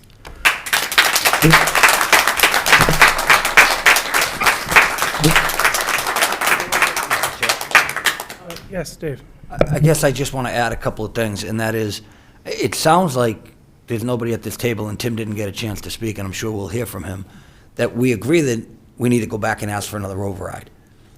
Again, I think, although it may be rushed, we have the numbers that we've been working on for 2 years, a year, whatever. It's been a long time that everybody has reported to us. We know the numbers. So we can sit in a room and sit down and say, here are the needs to solve some of these problems. So although it's somewhat rushed, a lot of the homework has been done. I truly believe if this doesn't pass, and we actually asked in June, it isn't going to pass in October either. So why go through that pain and all those cuts and losing these programs? And, you know, I've said to someone, if we cut some of these programs along with these incredible teachers, you may, because a lot of times they don't come back. And if they do come back, they come back without that teacher who was there for 25 years, who created that program. You lose the library. It takes time. It doesn't just come back. So I'd prefer to not go through that pain.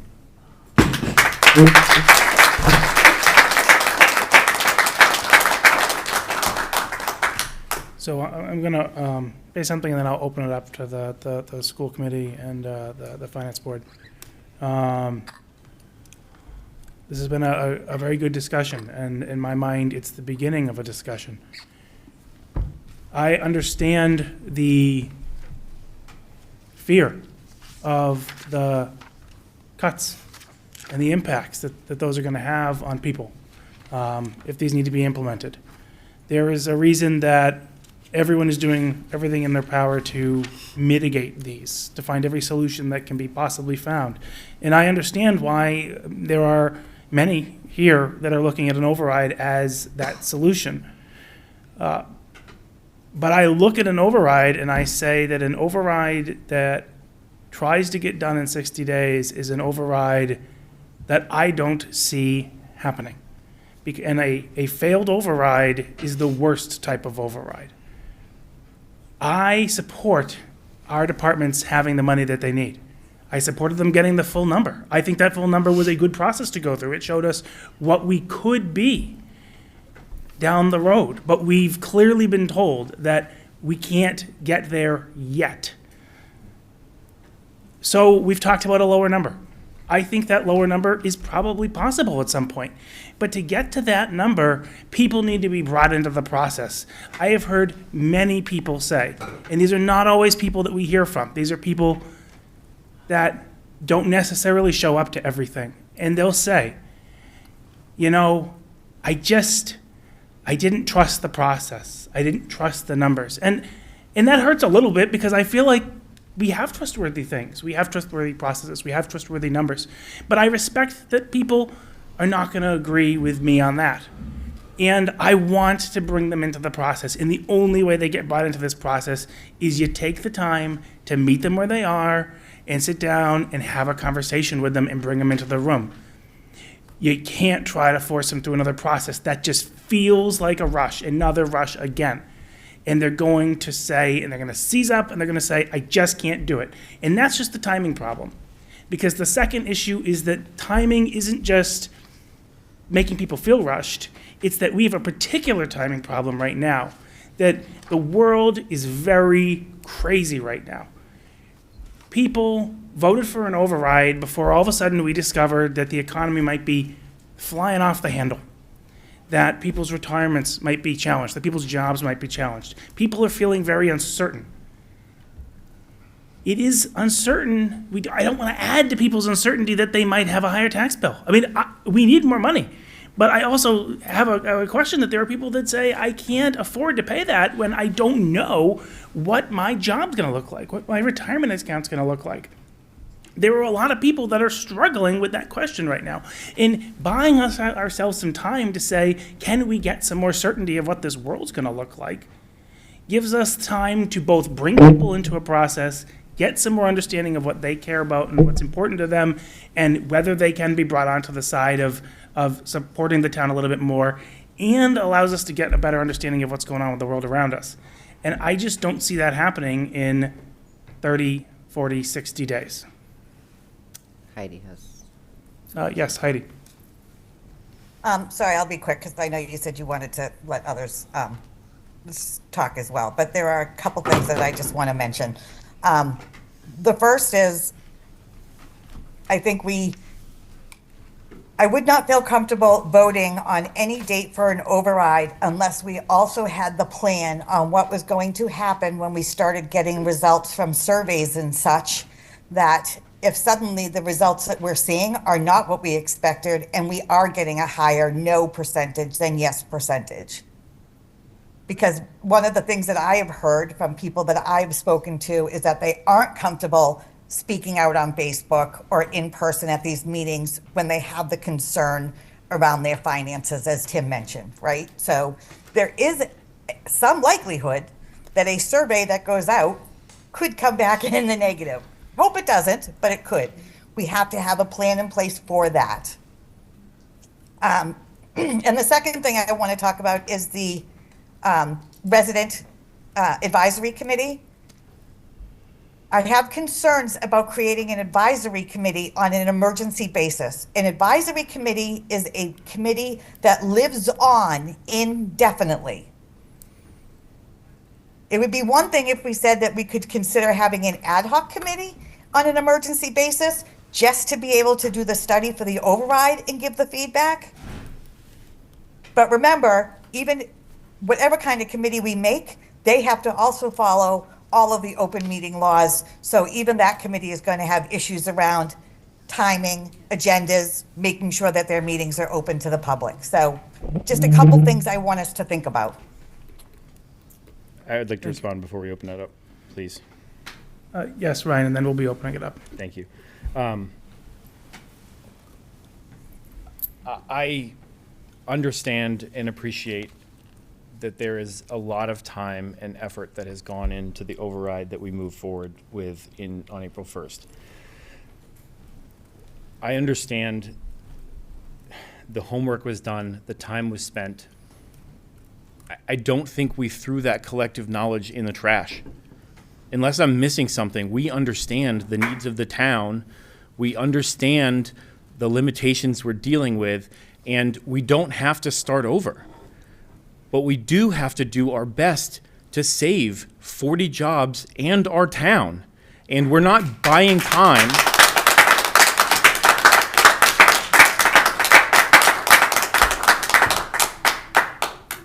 Tim, you said something, we need to buy some time and create certainty. We can't afford the cost of buying that time at the expense of teachers and police officers and firefighters. We cannot do that. We cannot sit here idly. The cost of a special election is $13,000. The cost of setting a date tonight for a potential override is $0. The cost of sending out a survey that keeps this timeline on track but helps us gather the information to set the right number in this emergency basis costs nothing.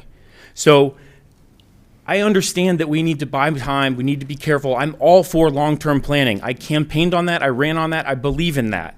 That is all nice, well and good, but we are on fire.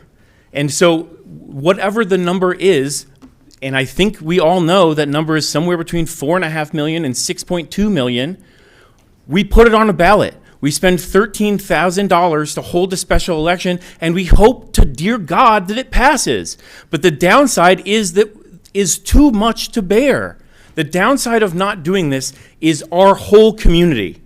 And the upside is that we get to, the downside is $13,000 and the upside is we save our town. And I don't understand any analysis that goes any other way that we don't just try to do something. And I'm done. Thank you.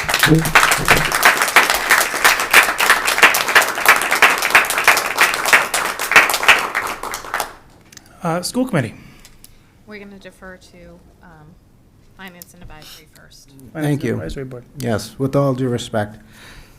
So I would submit to the Honorable Select Board and the Select Board member, we're talking about a resident advisory committee. I would propose that our bylaws already propose one. It's called the Finance and Advisory Board. Thank you. And we're all sitting right here. Yep. Just to remind everybody that we are not elected and appointed volunteers of this town to serve that very purpose.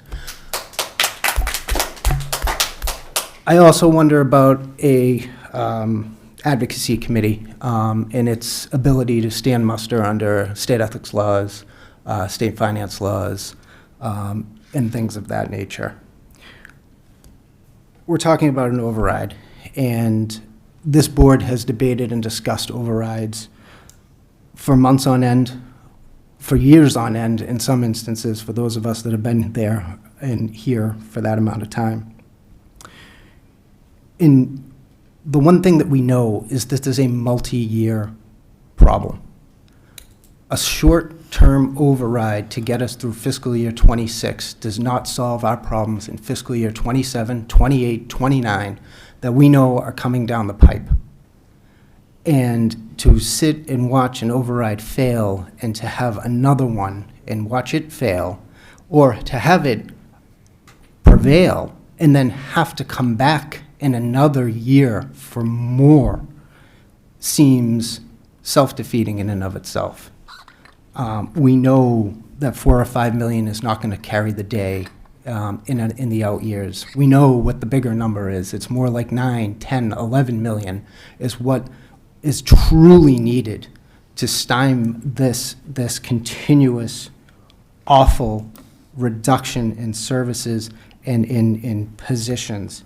And that's where really the conversation needs to be, because my fear is, an override that makes fiscal year '26 and all of these problems go away. And this has not been easy. It has not been easy on this board, and I don't know who said it, but we all need to thank Dennis and Lori for the incredible amount of work that they have been able to do in a very short amount of time based on some of the recommendations that came from this board to get us into a position to at least be able to try to stem the tide of what I termed the brink of accreditation disaster for the schools. But at what cost? We see what the cost is. It's more reductions to police and fire. It's more reductions to the things that we know the town truly cares from. It seeks to also take money from our reserves, which to me, at the beginning of this, was a non-starter. Tim, I'm so glad, Mr. Chairman, I'm so glad that you brought up uncertainty, because I hope as we go and continue this process down and we look at what those funds are truly there for, the unanticipated, the unexpected costs, when we're sitting here 2 or 3 months from now and federal funding has continued to be slashed and we need to take more money from those accounts and see those balances dwindle. That's another thing that keeps me up at night, quite honestly. But from my perspective and from this board's perspective, we are appointed to serve a very pertinent part of this process. We're here. We've been doing that job, standing shoulder to shoulder with all of you through this entire process. So I would respectfully, request that the select board truly, understand the service that we all provide and the role that we play that is already baked into our bylaws. I really, don't want to take up any more time because I know there's a lot of other folks on this board that wish to say their piece, so I'm going to yield the floor. Thank you.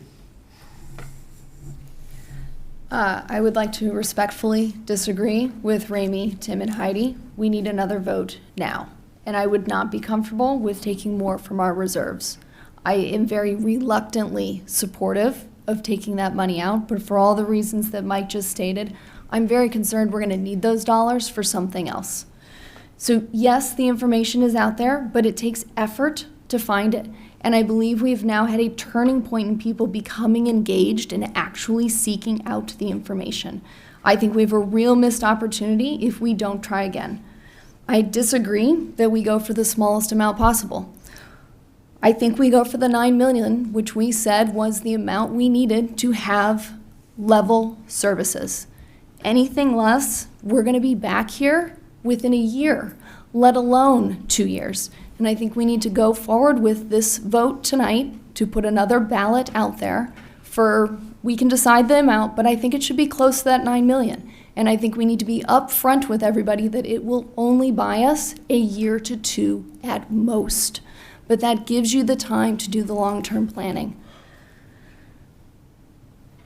The voter turnout was considerably lower than it was for the presidential election. So I think we have to have the momentum. We have to keep the public engaged. We have to lean on the public to create the committees because of open meeting law. That's where it has to happen. So we can help provide you with whatever information you need, but because of open meeting law, we need the public to help galvanize the rest of the town. Thank you.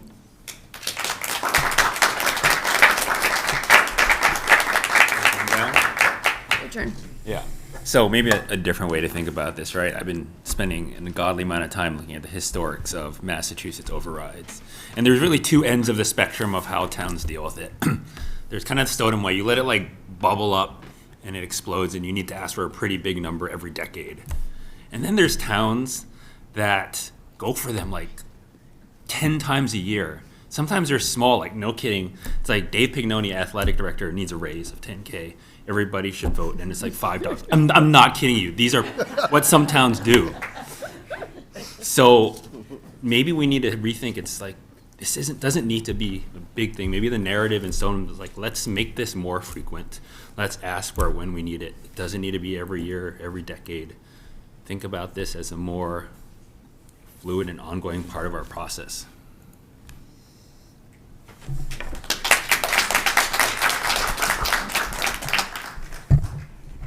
I do have something prepared I'm going to read from a moment, but I do want to build a little bit on what Troy just said. I believe the residents already understand that a budget is not a static thing. Every year, we ask the residents in May to approve a budget, and every year, we ask the residents in October to supplement that budget. And I fully understand that the amount of money we're talking about to supplement the budget does not come directly from an additional tax on those residents. But the residents understand we gave the school district a particular amount of money in May, and in October, we needed, I believe it was $350,000 extra dollars allocated. The residents said, okay, they get it.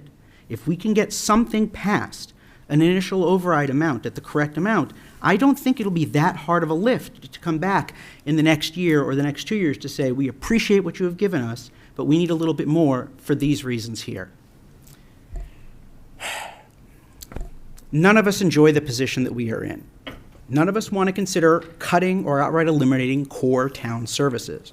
But there are only so many ways that are left for this town to come up with a budget that meets statutory minimums and still allows for the town to have the things that we have to provide to the residents. If we end up having to push the district to cut, I know it's no longer 4.5, but if we push the district to cut the amount of money required out of their operating budget, we run the serious risk of falling out of compliance in any number of ways. The committee members at their meeting made a point of saying that they know if we pass the budget that's put before them, they're not going to meet the minimums. They know they're not going to do what we have to do with the money we've given them. We have to provide education to the children in town, and it has to be done in such a way that we meet the state statutes and mandated minimums. We can't continue to act this way. I don't want to close the library. I don't want to close the Council on Aging. I don't want to cut the senior center or any of the other things that we've been discussing at our last few meetings. But the reality is we are no longer able to look at what we want the town to offer. We are talking about minimum levels of service, in many cases for many departments. If this is where we are, then we're forced to contend with what the town must legally provide to the residents, and we're being forced to look at cutting from those things that are not legally required. We have to provide public safety to the town, we have to provide DPW. Our Veteran Services Department is required so that we ensure our veteran residents are receiving all their necessary benefits as outlined under MGL Chapter 115. There are many departments, such as those that provide for health insurance and pension contributions to town employees, which we know we are statutorily prevented from underfunding. The Town Council Department already pays a single salary. There is nothing that we can cut there unless we can convince our Town Council to take a pay cut. The Purchasing and Procurement Department are already half-time salaries. The Prevention and Outreach Department was not listed in the level cuts because the budget books that were presented to us already took the full $40,000 in funding that they received in FY25 and zeroed it out. There have been a lot of great ideas that have been thrown around in the last few weeks about things that we could do to increase future revenue and future opportunities to become more financially secure. Unfortunately, none of those ideas will help us with the budget we are in now, and none of those ideas are possible without some initial investment or spend to get there. I want to be incredibly clear. I do not think that the library or the Council on Aging or the Recreation Department or any of the other ones we've discussed are unimportant. In fact, the items that we are discussing, we know that discussing cutting and eliminating these things, these are pillars that the community depends on. We know it because the community's been telling us. We've been getting many of the same emails that the Select Board has been getting. But this is the position we've been pushed to. We are being asked, which arm can we afford to cut off so at least we still have 2 legs to stand on the ground beneath us? I'm not going to talk about the library budget. I've said that a lot. What I will say is that we don't want to even consider cutting these things. These are services that we have to provide. We recognize that the town did not pass the initial override measure. We tried to communicate how necessary the override was. What we're being forced, not asked, forced to consider now is a direct effort of not passing this recent override. I can't speak for my colleagues here, but I can't imagine that any of us want to be the bearers of this news to the residents or to send these kinds of recommendations to Dennis, our town administrator, or to yourselves on the select board. But this is where we are. The town simply does not have enough money to have all the things we want, nor, unfortunately, for even all the things that we need.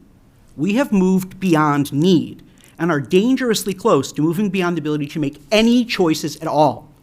We are at the point where balancing the budget has devolved to a test of whether we're still providing those things that must be provided by law.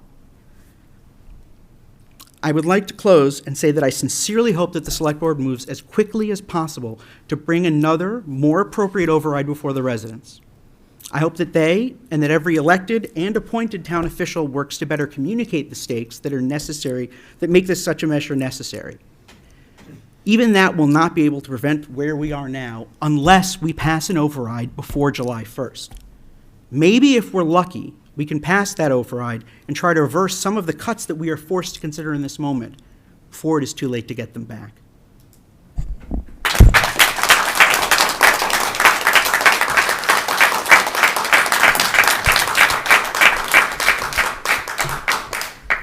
Sorry for breaking the rules earlier. I didn't. No worries. And this is hard to follow now. I've never heard more people talk about Facebook in my life than in these meetings. And I can tell you the people I talked to that voted no aren't on Facebook. And if that's the way we're pushing out information and accurate information, that's a problem. And I know there's a lot of community activities and centers in this town, and if there's a way we can post this information and in a passive way so people can access it, read it, it would go a long way. Because Facebook is a strange environment and things get warped really quickly. As someone who's not on Facebook, and the people I talk to aren't on Facebook. And there has to be another way other than that. We can't only use that as a way to push information. And that's why I wanted to, sorry I jumped in, but I know everyone's talking about that as a way of providing information. I don't think it's good or accurate, and I think that things get miscued on that platform very easily. Right, Melanie's going to like this because it's a list. Okay? All right, let's start. First of all, no mailer. It's not worth the money. I'd rather have $9,000 go to school supplies that you guys were thinking of cutting. So there you go. Why? Because I got mine and went, oh yeah, and then my daughter got hers, my husband got hers. It was a waste of money. Now a dear friend card from my neighbor would have a different impact. Why? Because it's handwritten, and I know my neighbor. Oh my gosh, yeah, they're talking about that. That's different, and guess what? I would pay the postage for the dear friend card and send it. So there you go. Next, you talked about, first of all, the 14.6 was idealistic. It was like a lottery. When I saw the vote, I nearly threw up. This is an old community. They're old curmudgeonly people who live here. I'm one of them, okay? And I am on Facebook, and I'm old, and I read it all the stuff. But don't forget, there's Reddit and Substack, so I'm not that uncool, okay? Just, watch the Facebook. The no people are always going to be no. Okay? They are not changing their mind. But there's other people that you need to engage. Don't waste your time on the no. They're no. They're not going to change their mind no matter what you say. Now, a clever thing to do, if you're going to do the override thing, is you go into Maria, the town clerk, and say, can you give me the voter list and show me who voted last election? And I guarantee, for the election, and I guarantee you, some of us old timers could go down, that was a no, that person, yep, that's a friendly. We call them the friendlies. That's what we call them, okay? When they vote for you, like vote for the school, okay? So get that list And the people who did not vote, you go after those people. Don't waste your time on the people who you know are yeses, they're in. And the old curmudgeon people like me or someone else like me who's voting no, don't waste your time, okay? Next. Okay, let's see. If you go for this override, please be specific. Hi, give me $5,000. What the hell for?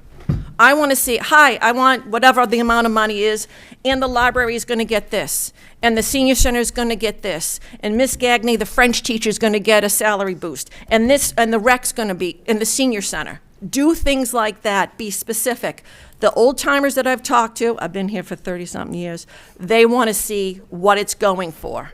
Because someone might say, oh, I'll put that extra in because, you know, my money, even though it's all in the same pod of money, well, my money, my tax dollars, my $100, I'm supporting the library. And that person, they're supporting the senior center. And that person, they're supporting the schools. It's all the same thing, but you have ownership when you say, well, I voted for the senior center. The difference, right? Even though it's the same, it's still you're supporting something. Okay. What about that pension money? Can we stop being accelerated in the pension and get the couple $2 million to get us by for now? Remember, sometimes it's better to be forgiven than get permission. Can we do that? Okay? And please, to the select board, I'm just saying this and I'm continuing on. I have a couple more points. I have my list. Don't go and try to buy other properties at all anywhere for the sake of trying to get something. Don't do that again, because I've heard people that thing was a disaster. So we're trying to build trust here. We're not spending any extra money that we don't have to. For the school people, I was at the health and wellness fair, okay? And there was someone talking about the school and how bad, and I'm like, I know. And they said, a school parents called the senior center an accessory. We're all in this together, okay? It's not an accessory. It's part of our community, and it deserves to be saved just like the schools and teachers and the library. Let's see what else I have. I'm almost done here. Pension, buying things, I think I'm just about done. Oh, my last thing. You know, we are the Finance Advisory Board, Ryan. But I absolutely love your idea about getting a group together. And I will say it for the 15th time. There are other communities that are just like us. You know how I know that? Because my daughter just got a bid. She's actually going to move to Georgetown, hopefully, if the inspection goes. And guess what they're doing? They're doing an override for $6 million.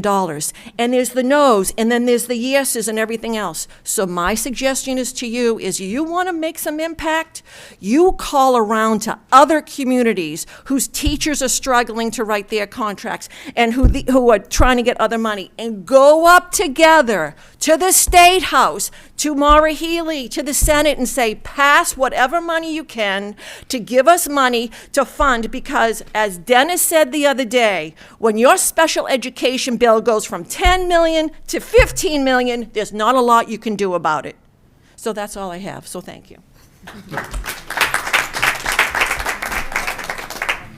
I'm going to reiterate what Jen said at the beginning here, is that I don't see us 4.5 to 5 is not going to cut it for us. It's going to buy us a year, and we're going to all be back here reliving this again. And that's hard to imagine right now. I've only been on this board a year and a half, and I moved here 2 years ago from South Carolina. So this has been an eye-opening experience for me. I have 3 little kids myself. I don't see a path forward. You know, if we don't, there's not enough funds for this town right now, and we can't risk losing what has been built for this town. A new school, all these teachers. We cut teachers last year. I sat and watched it, and it was heartbreaking. The school meetings, I've watched almost all of them since last year. And it's just every time, it's just so hard to watch and see. And we have to move forward with the right number, and the $9 million number was the right number, and that's what we should go for. And on the 1.2 from the stabilization, I don't like it either. I don't think it's a smart move for the town to pull from that fund. It's obviously 2017, 2018 was only $1.2 million. I mean, we cannot risk what has been built, obviously, through hard work, and I don't want to see that go away. And the times we face are obviously uncertain in the future, and we don't want to risk coming back for 3 or 4 million because funds have dried up from the state for some reason. So that's all I'll say. Thank you.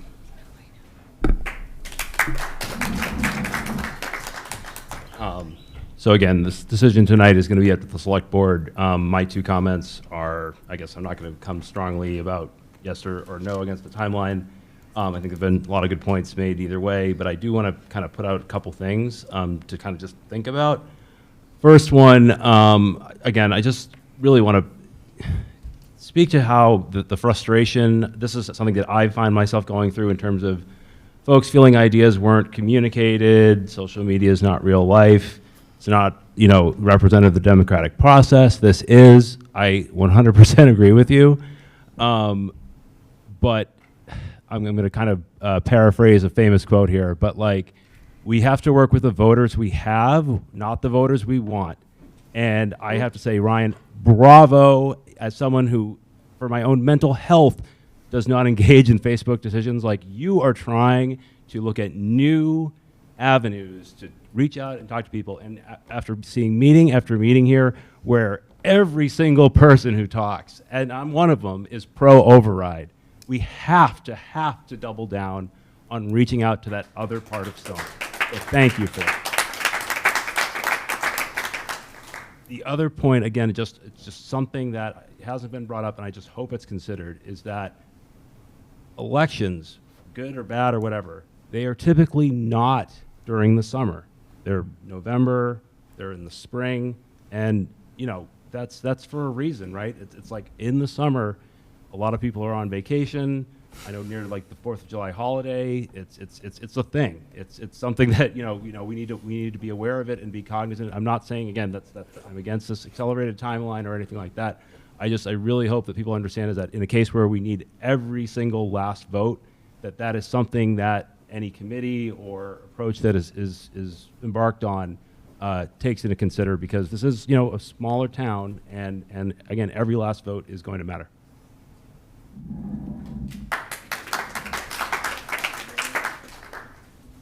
Randy, you know what I'm going to say. I first moved to Stoneham in 1972. I was a defense contractor then. I retired as a defense contractor 3 years ago. Now I'm living on Social Security and a small VA pension. When I first came on board, came back to Stoneham when I retired, because I fell in love with this town back in the 70s, and I was on the Finance and Advisory Board back in the 70s. And I got reappointed last year.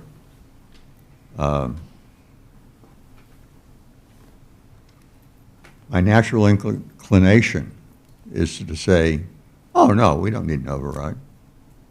But after going on this board and attending all these meetings, tri-board meetings and Finance and Advisory Board meetings, and finding out what the numbers are and what has been done because of the failure of the previous $17 million worth of override votes that failed in Stoneham before this last one for $14 million, I strongly recommended going with the $14 million, even though it would affect me in my pocketbook.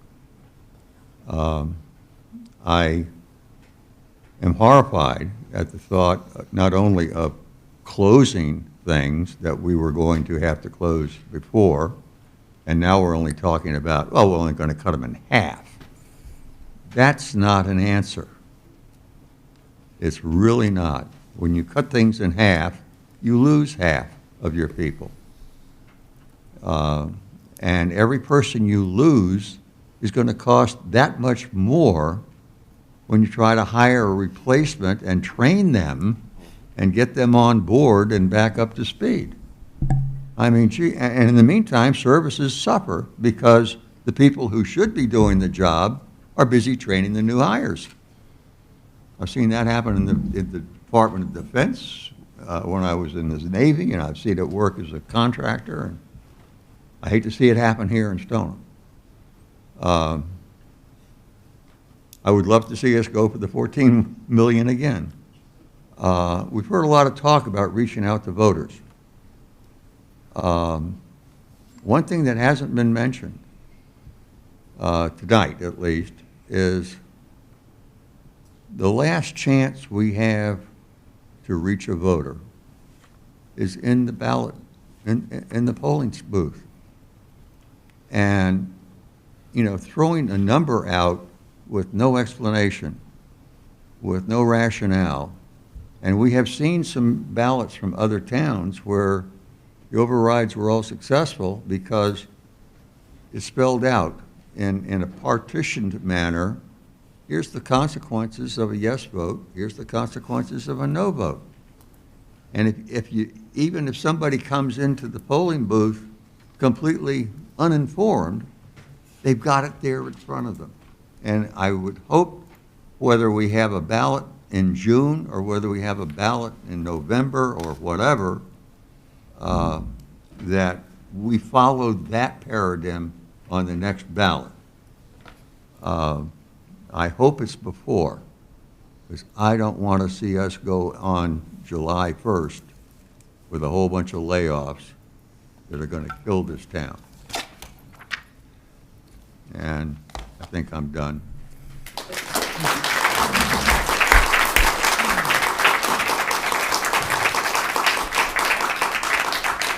Just one more thing, Mr. Chairman, before we, yes. and thank you very much to the school committee for deferring.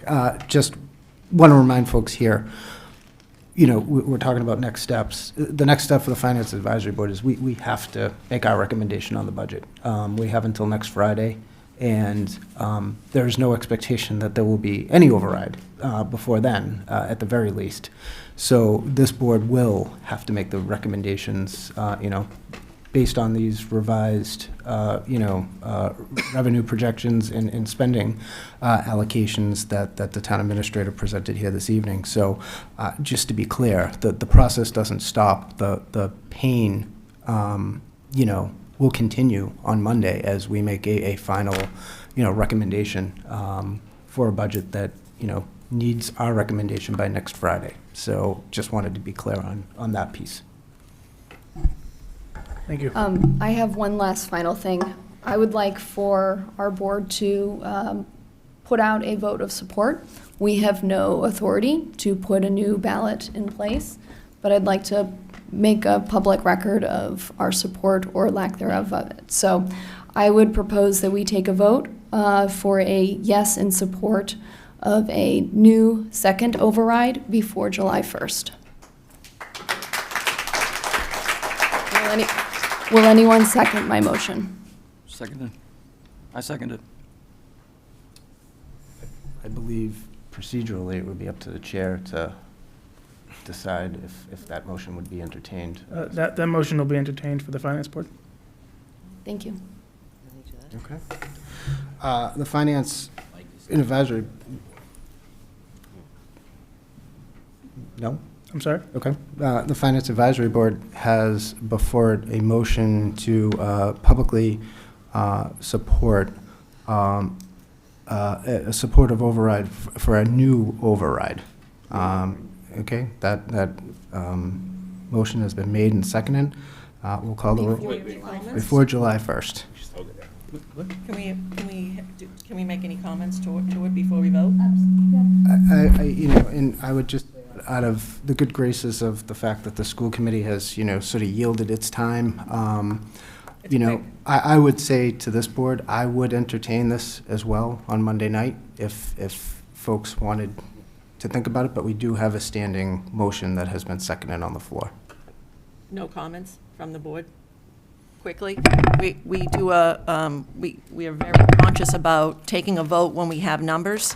We don't have a number. That would be my only reason why I would not be in favor of voting that right now, because we don't have a number. So I'm just letting you know. And I would just be cautious, Mike, if you don't have something similar to this agenda item on your next agenda. I'm not sure if you have override or anything like that on your Monday agenda.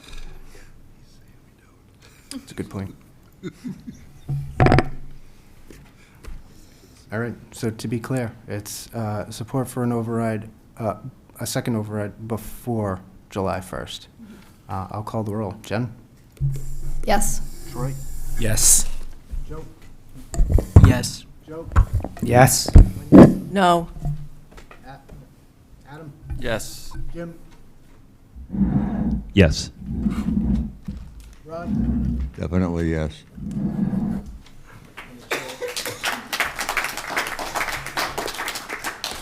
The chair votes present. Yes, Heidi, please. Yeah, I have a question, and this is probably more for you, Dennis. We've often talked about some of the issues that we have when it comes to the ballot question of just how much information we are able to put in there, right?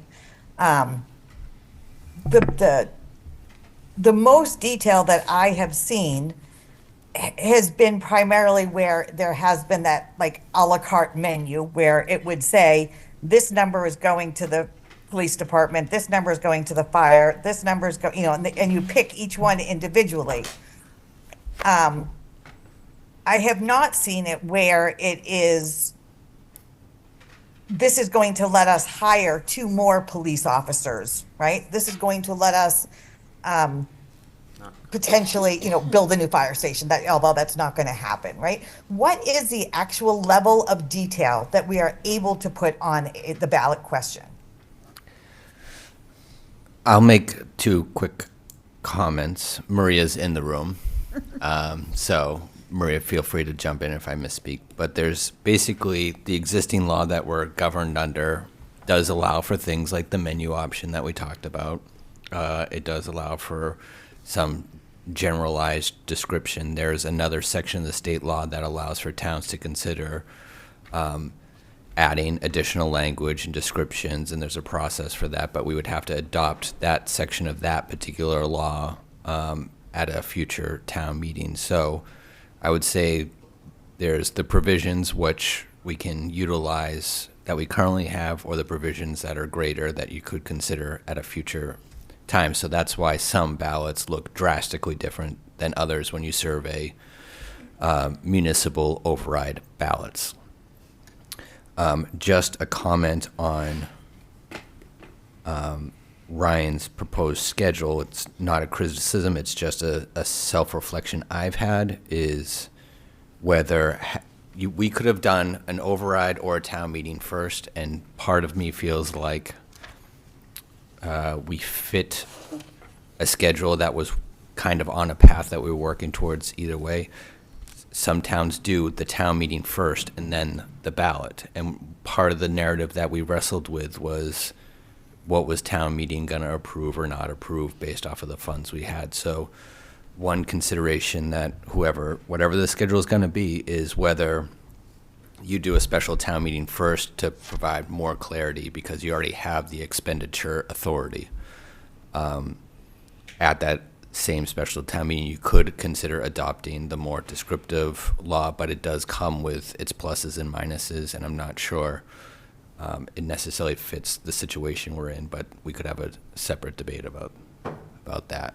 I think the select board chose, I don't want to speak for them, but chose the narrower, cleaner language because it was represented that the smaller, cleaner language was going to possibly create less confusion, but maybe it had the opposite effect of what it was intended. So again, just a piece of self-reflection. Can I very briefly respond, please, Mr. Chair? Yes. There is, Heidi, there is a Division of Local Services guidance document that was created in August 2017. I have it in front of me, and it outlines and gives examples for different ballot options that are possible without enacting the Mass General Law that Dennis was referring to, and I will ask that Dava circulate this to all of us so that we can kind of look at that. I was told that the 39 proposed slides that I had for my presentation were too many, so I cut that portion. But there's a lot of conversation that needs to take place about the form, whether it's tiered, pyramid, multi-year, specific. There's a lot of options in there, and there's examples of what the ballot questions can look like. And based on feedback we received, I think it's very important that we take a look very carefully at what our options are when forming the ballot questions, and I do think that conversation needs to happen whenever an override moves forward. But I will make sure that I will ask that the document be shared with everyone so that we can be on the same page about that. Thank you. Just as a point of clarity, that was the same document that was circulated to all three of these boards leading up to the override over the summer and was sort of discussed. So there's two different things. Mr. Chair, can I ask a clarifying question? Sure. Dennis, this is probably for you. If we tried to adopt the timeline tonight and we got to a point where we didn't get the information we needed, is there something stopping us from taking that date off? Is there a deadline date that you could say, we're not there yet? I guess I'm looking for the safety net to say, let's not miss this opportunity if we've got a window to work and then we could remove it. I'm just trying to do quick math. Yeah. If you have 35 days, that puts you into May. So there's no... The 35 days for the override is both, you have to have the question with the exact amount, and that has to go to Maria. So say we did the opposite, where we would need a special town meeting. How much? We need 2 weeks for a special town meeting. So 2 weeks puts you in early May, and then you would have the town meeting. The same night, the select board could write the question. It could be the select board opens their meeting at town meeting. They could vote on what the question is, quite literally at town meeting. And then you would have 35 days. So you could hypothetically schedule a special town meeting in early May, and then you would have 35 days from that hypothetical special town meeting to have a vote in June, if you were really trying to meet this hard July 1st deadline. I'm not privy to all the nuances of the teachers' contracts and notices and what happens before September 1st, but as I've said multiple times, you can always amend the annual budget at any point during the given year. So even if you ended up having a ballot sometime in July or whatever, you can still amend a budget at a later date. So I would say you don't have to decide tonight to still meet a hypothetical timeline before June 30th, but you would want to do it maybe in the next 2 or 3 weeks. I don't know if that answered my question. Thank you for that. I swear these are regular That was it. But when can we remove it? Let's say we put it on there and we committed to a timeline. All right, thank you, Maria. Yeah. Did you understand my question, Maria? So, you guys by vote call for the special election. You set the override in the ballot question. It's not official till the election warrant is posted, which it has to be posted 7 days before the election. So, if you never post the warrant, I will have wasted money printing ballots because I'm not going to wait till you post. I can't wait. If you didn't post it, I guess nobody would be voting by mail. But that's how that works.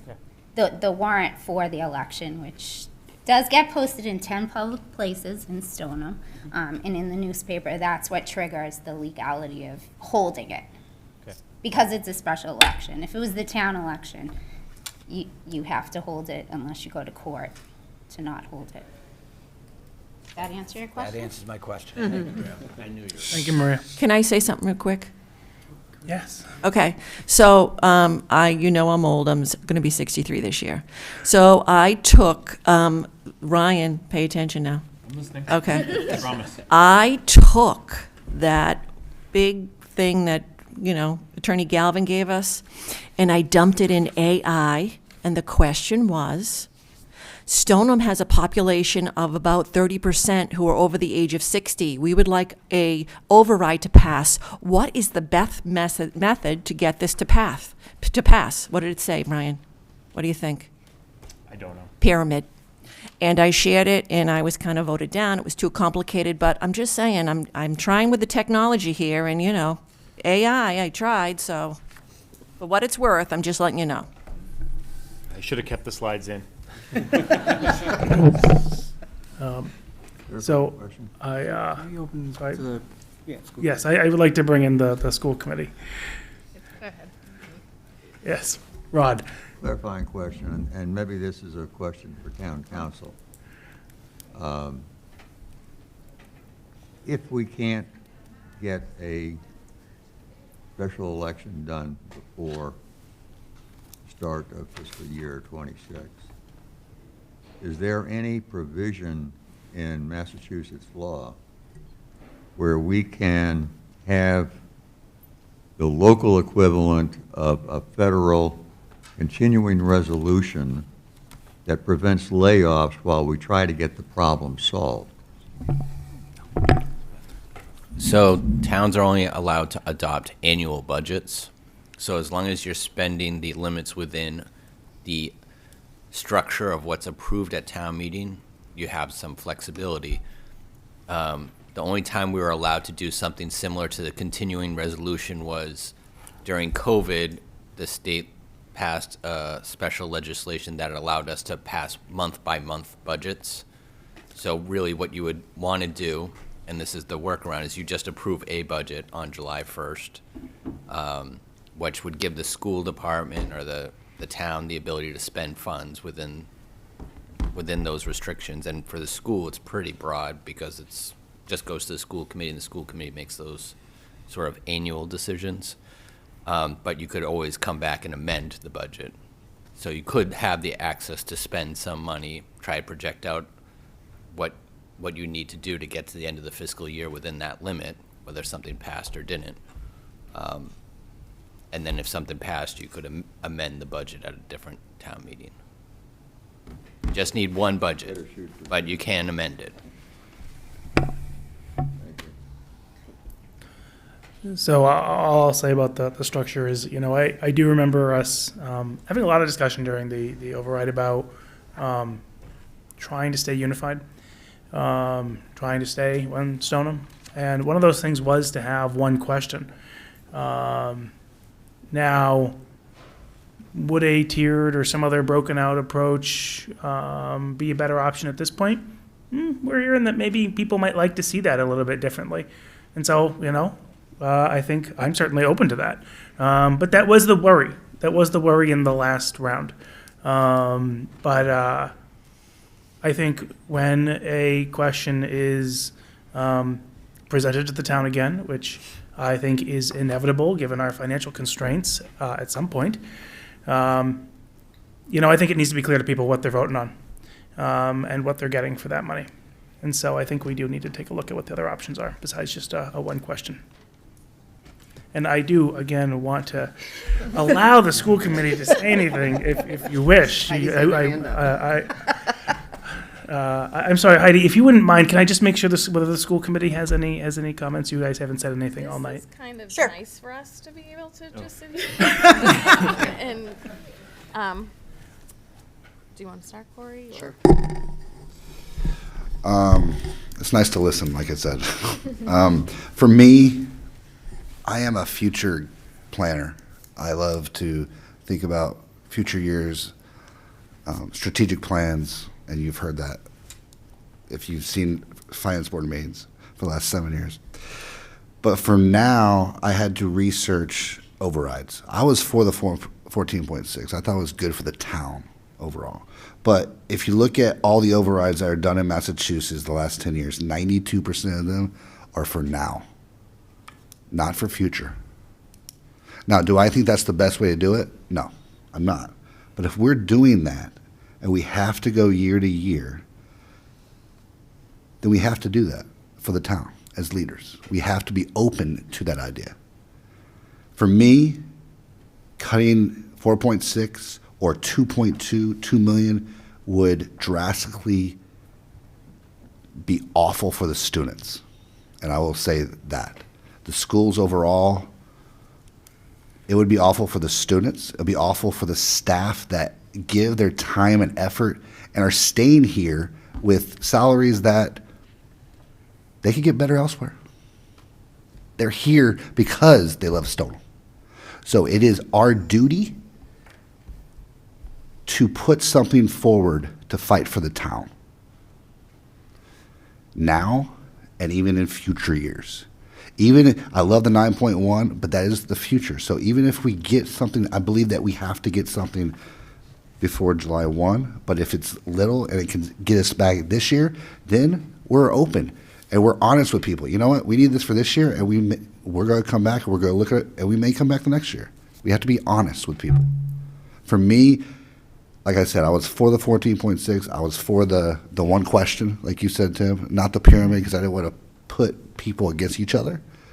But right now, we're at the point where I think, I want to take what Ryan said, we're on fire right now. And we are going to burn. And as leaders, we can't let that happen. So I'll leave it at that.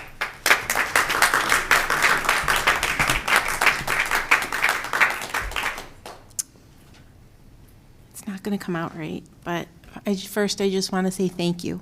I want to say thank you to everyone in this room, all the boards, for the past 8 years.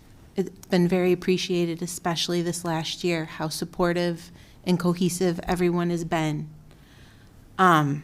I don't want to see the senior center closed. I don't want to see the library closed. But my job on this board is to advocate for our students. And that means our staff, too. I think anybody who knows me knows how much I care about our town and how much I absolutely love our schools. When I see our students speak, that's who all of this is for. And they're our future. I appreciate all the people in this room tonight, right? And that's why we went for that larger number, because those are the people, same as tonight. It's the people in here that are like, yeah, let's do this. Like 14.6, yeah, let's go for it, right? You're all the yeses. We haven't really heard from that no group. And Wendy, I loved your list. I think Wendy's right. There is a big component of the no's that are going to be no's no matter what. If we can win back some of them that were just the affordability, right? Like, I know people who wanted to vote yes, but they honestly could not afford it. People slammed former select board member George Siebold when he asked that night about saying that he had heard from people, and even though he supported the 14.6, he had concerns because he knew that there were going to be people that couldn't afford it and that wanted that lower number. Obviously, I'm going to support an override whenever it is decided to go, whatever number it is, whether it's, a life tube, a lifeboat, whatever. My biggest fear is that if we don't do it right, what does another failure do to us? And I think that's it. I just want to thank everybody for their time and their energy, and, let's just do what's best try to keep doing what's best for our town. Melanie? Thank you. I had a list, but it's changed and gotten different and longer and shorter and crossed stuff out even just during this meeting. So I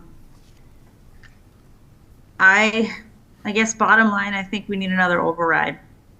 I think we need it soon, whether it's July 1 or September or November. I don't know.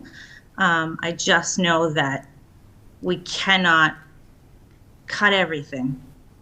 If there's a way to do it without closing the library, closing the senior center, decimating the schools, I'm not sure. I see, a way to save some of it. I don't know if there's a way to, prolong. I think I heard somebody say, is there a way to just prolong the timeline and survive a little longer? I know we can't pass the budget that was proposed to the schools. We have had meeting after meeting of people pleading and crying, and students and families, and the school committee is crying. I mean, it's just like been devastating to go through these last 5 months. It's actually been 2 years, right? Last year, kids were coming and pleading for their classes and their programs. So, I mean, we've been doing this for so long, and we need to stop. We need to find a solution. But I mean, again, like Nicole said, we're here to advocate for the schools, but I understand we can't just take all of the money and close everything else. But I just know we can't, we're stuck between choosing between staying within compliance with the law or providing our kids a good education and doing the right thing and teaching them things we know they need, even if it's not required by law. And it's been going on too long. I think it's worth a shot to go for a lower number and do it quickly. We tried the bigger one to grow the town, and like Corey said, plan for the future. Now I think it's like keep the doors open and just save everything. So I think it's worth a shot. If it fails again, we're not going to have a choice but to make all these cuts. But I think it's worth the gamble to at least try. And in terms of telling people, the only one idea I had is our robocall. Can we send robocalls to everybody? Is that free? Because we send them talking about town meeting and reminding people that there's an election. Would we be able to use robocalls to tell people, hey, there's an override coming up. You know, there's lots of information on the town website. Or, hey, we want your input on an override. There's a survey. Please go to the town website. There's a free way we can do it. I don't think we should spend money on a mailer either, but maybe that's one way we can reach people. Maria might remind me, but I think for the public engagement sessions, we did a robocall. For the override, we did a robocall. For town meetings, we do a robocall. We try elections, we do them. We try not to do them so much that it drowns out when something really happens, whether it's a snowstorm or a gas main break, or so we try to be as selective as we can. But obviously, this situation's a little different, so we're very diligent before we do it. That's all I have to say about that. So my colleagues on the school committee already said most of what I'm saying, and Joe actually, totally stole my thunder on it not being an acceptable budget. I do want to thank you guys for, opening the can of worms, and for all of you, because I will say that in the past 7 years being on the school committee, it definitely has been a cohesive one community working together. And I have never felt like we were in this on our own, which makes the next part really difficult to say, because I realize the new proposed budget by Finance and Advisory is a 10% increase for the schools. And I feel so horrible saying this, knowing what other departments are up against for the schools to get that 10%. But it's not enough. We are still faced with making cuts that will put us out of compliance or hinder the ability for students to possibly get into a four-year college. We said it over and over again last night. We desperately need an override, and that this is a Band-Aid or, a life vest just to get us through, and that the long-term solution is an override. I'm not sure, I'm gonna be honest, I have concerns. Maybe we go with it. Maybe there are enough people who want the smaller number. I personally will support, and I'm sure I speak for the school committee when I say I will personally support whatever override goes up there, but I do have concerns that if we don't get this right, how do we go back a third time? Yeah, we could, but we're gonna look incompetent, and how does anyone take it seriously? Are we just throwing numbers out there at that point and seeing what sticks? I think, as Melanie said, the budget we have in front of us is it's not attainable. We can't do it. And so maybe we have to go for the Hail Mary. I don't know. And I know coming into this, I was very much like, maybe it's September. I will say, if it helps at all, which it probably doesn't, it probably just puts more pressure. Notices will have to go out to our staff on May 14th, contractually. So.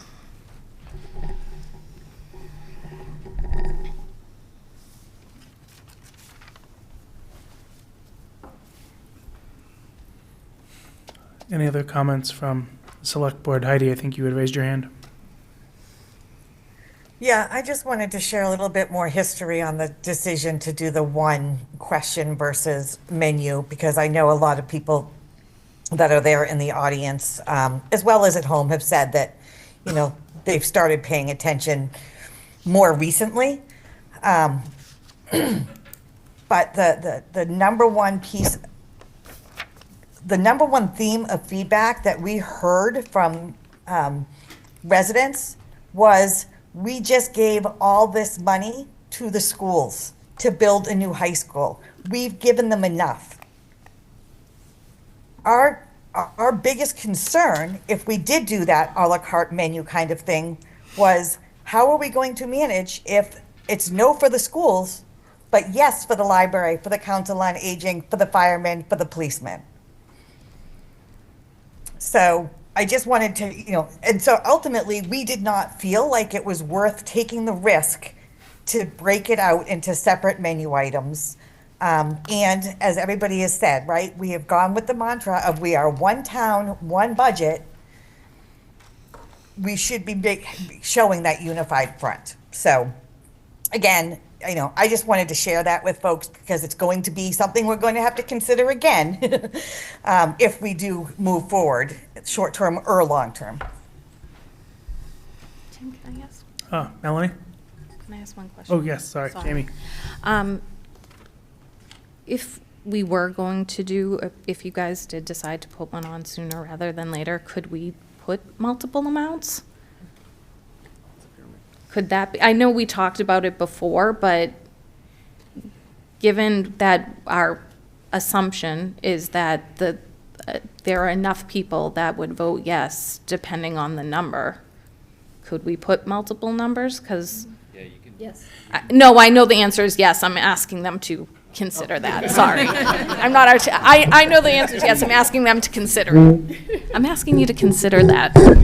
Thanks. And Dennis, I guess to that point, I'd want to make sure that if they're voting yes for 5 million and another group is voting for 8 million, are they all considered yeses? Yes. Okay. So they all qualify as yeses, it's just whichever, okay. I should have left the slides in. Where are the slides? Tim can attest they were there. They were. Melanie? Yeah, that was going to be my point too, was the pyramid doesn't have to be department by department. We don't have to say, you know, schools this, police this, you know, fire department this. It could just be, you know, 5 million, 7 million, 10 million.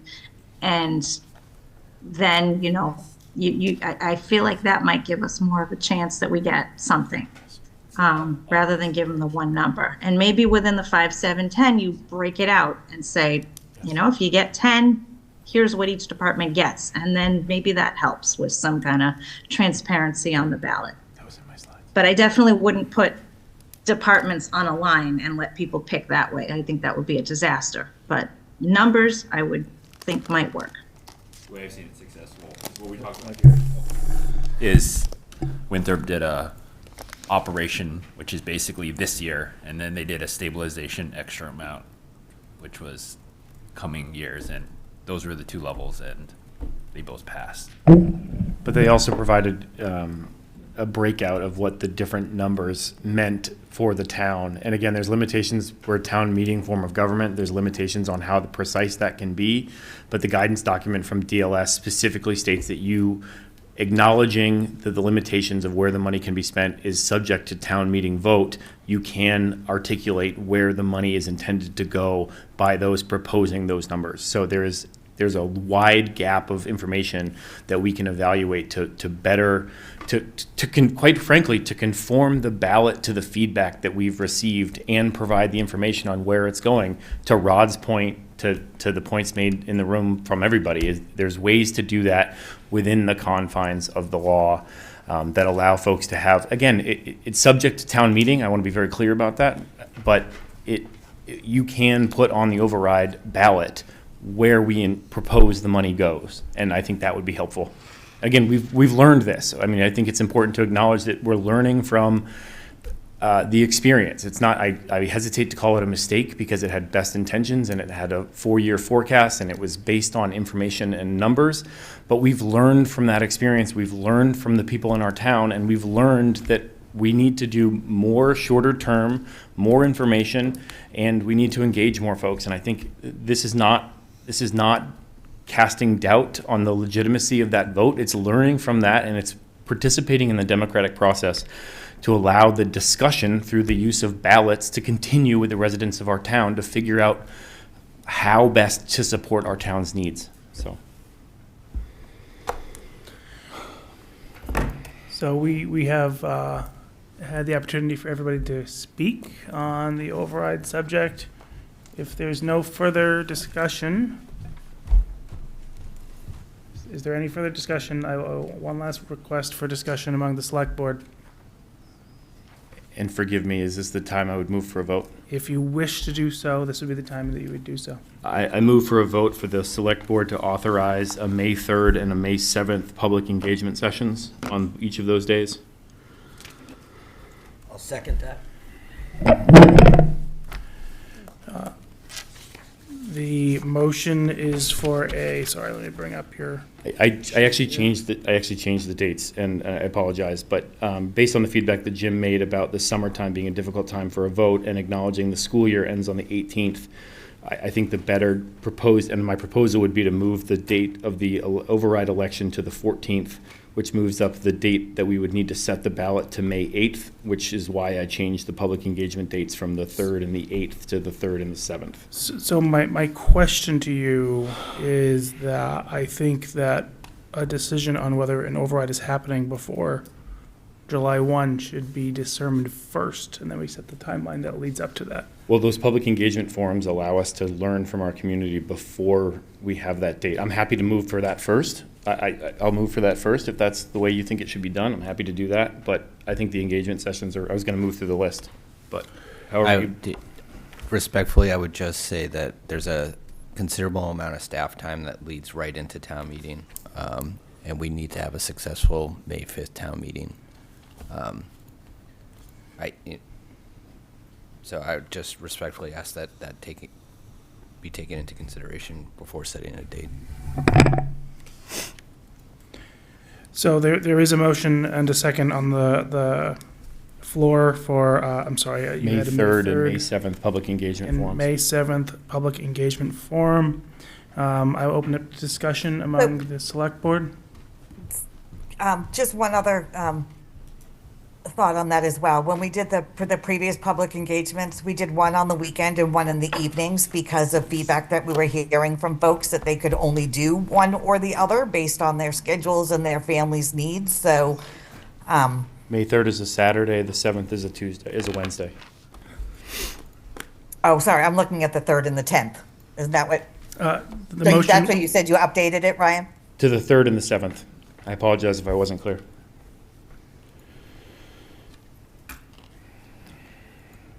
Okay. Thank you. I agree with Dennis. May 3rd is not going to work. I'll say yes to the 7th for a public engagement, but I cannot support May 3rd. So these are right now a unified motion. I could take them as separate motions if you'd like to do them separately. I honestly don't know the best way to do it, so. Let's run them one at a time. We will start with May 3rd, and it doesn't mean we cannot do further things along the way. A motion for a May 3rd public engagement forum. And we had a second. I will take your second, Dave, for both of these motions. And I will call the roll, starting with online. Heidi? Sorry, for May 3rd, I would be a no. Ramey? No. Ryan? Yes. Dave? Yes. And I am a no. The motion does not pass for the May 3rd public engagement forum. The May 7th public engagement forum. And I will accept your earlier second, Dave, as the second on that motion, and I will call the roll. Ramey? Yes. Heidi? Yes. Ryan? Yes. Dave? Yes. And I'm a yes as well. May 7th public engagement forum is a yes. So we will have a public engagement forum on the 7th. So can I make a motion that we do the second public engagement forum on the 10th? Because that would still give us one in the evening and one on a weekend. The only reason I suggested the date that I did is because the day that we have to have an override ballot set is May 8th in order to comply with the 35-day requirement for the June 14th vote, which I think is prudent based on the end of the school calendar year. But that's for clarification. But that's My concern is that if we only do one public engagement, right? I agree. Mr. Chairman, this is why I have concerns about this timeline. There is a lot going on, and in order to push an override vote on June 21st, we're going to be squeezing in a lot of stuff. You know, if we, I'd like to postpone this decision till our next meeting, select board meeting. I'll second Heidi's motion. And I will call the roll. Heidi? Yes. On the postponement of these determinations until the next meeting. No, I seconded Heidi's motion to set an engagement on the 10th. Is your motion just on the engagement of the 10th? That was Heidi's motion. That was Heidi's motion. I'm sorry, you're second. Ramey made a comment. Heidi made a motion. I Okay. seconded the motion. So I will call the roll. Heidi, this is a motion for the engagement session on the 10th. Yes. Ramey? No. Ryan? Yes. Dave? Yes. And I'm a no as well. Motion passes. Public engagement session on the 10th is passed.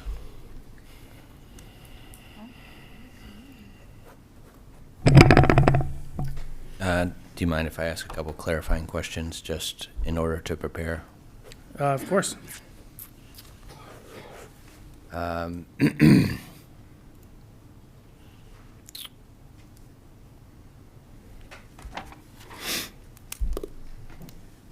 sorry, I'm just struggling to choose the words, but I would like some direction on the anticipation of staff in terms of organizing and structuring the meeting, and if there's feedback from our listening sessions the last time, and if there's a consideration of what should be done differently.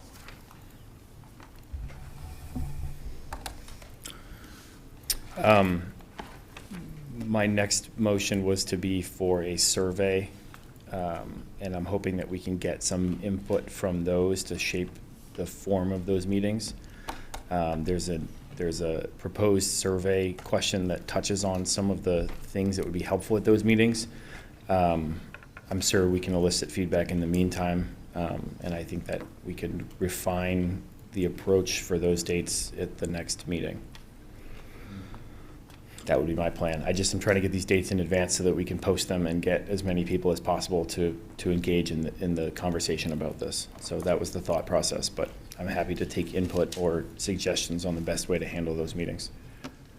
Engagement sessions.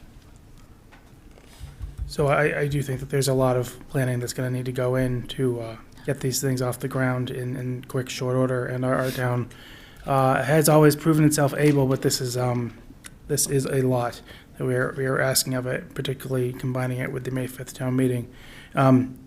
Do you have any additional motions that you are looking to make at this point to get decided tonight, or are you okay making those additional motions at a future meeting? I would move to authorize the select board to authorize a survey. At this point, I think digital is the best and least costly way to do it. I think it's a nominal cost is what it was explained to me. But I would ask that this select board authorize a digital survey not to exceed the cost of $500 to initiate and distribute to the members of our town.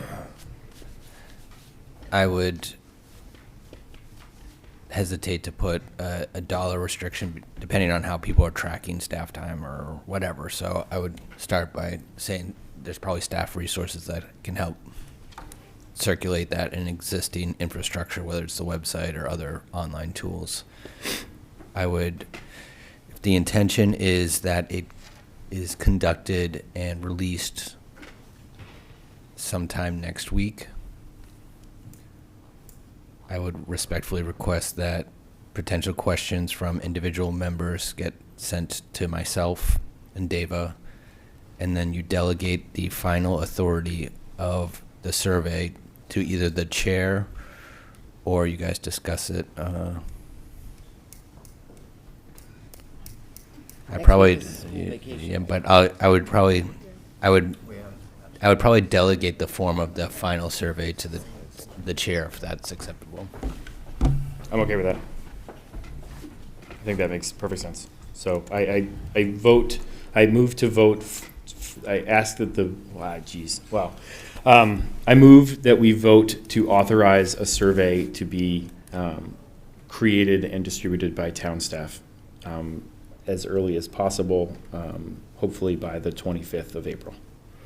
And your intent is that, just so we can be clear, obviously this distribution opens up as soon as possible. Do you wish for that survey to be done with results available at the engagement sessions, or do you want to have the survey collection continue through engagement sessions? I would like it to continue. Okay. Thank you for that clarification. Do we have a second for the motion? To authorize a survey to be released as soon as possible. I'll second. Second. And I will call the roll. Can we discuss? Yes, sorry, we can discuss. Next week is school vacation week. We have a remote meeting on the 22nd that I don't know if it's too late to add another, and Monday's a holiday. It's too late. Our following meeting is on the 29th. Again, this seems very rushed. I did send questions to Dennis and Ryan that would be included on a survey. I would like to see the survey and have a chance to discuss it before we send it out to the public. I just think this is a little premature, so I will vote no.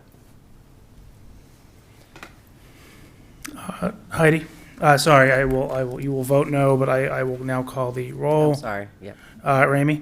No. Heidi? Sorry, clarifying question. Did the motion include giving the chair the decision-making on the final questions of the survey? It did. It did, yes, Heidi. It did provide the chair with that discretion. Heidi? Okay.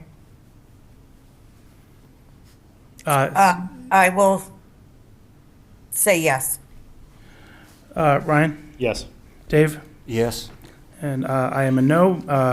Yeses have it, and the motion passes. We will release a survey as soon as possible at the discretion of the chair of what that design will look like. Do you have any further motions?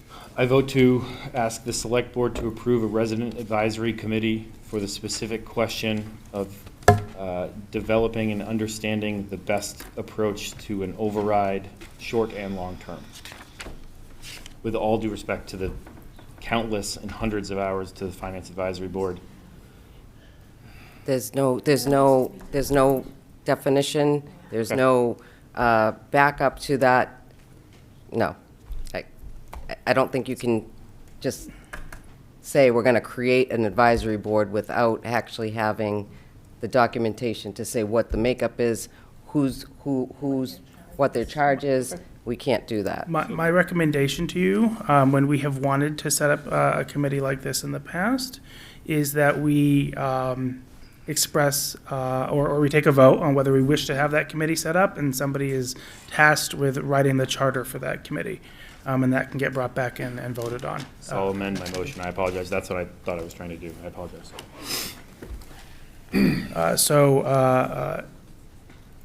I will take your motion as a motion to recommend the development of a charter for a resident advisory committee.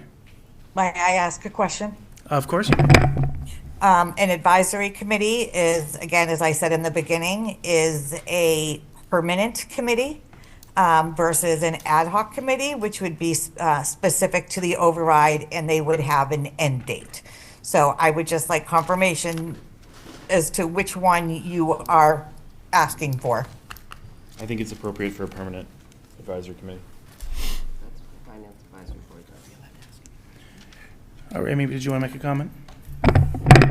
That is what the Finance and Advisory Board does. Thank you. I would agree with that. I think it's, and I have been fine with the idea of bringing additional residents into the process. I would have liked and I will look for a longer process of bringing people into the conversation around what an override should look like and what that should be supporting. I think that trying to rush a bunch of residents who have not been on town boards through a committee process in 30 to 60 days is absurd. But I think a longer process, we can bring additional people in, and that is no disrespect to my colleagues there on the Finance Advisory Board. And I would look to the charter to have Finance Advisory Board representation on there. Agreed. But there is any further discussion on this committee, which I would recommend it being an ad hoc committee as well. I would just remind everyone that when we did the Arnold House Advisory Committee, who I thought did a fantastic job, that was about a month and a half and 2 months of work just for the Arnold House Advisory Committee, and that was to buy a house.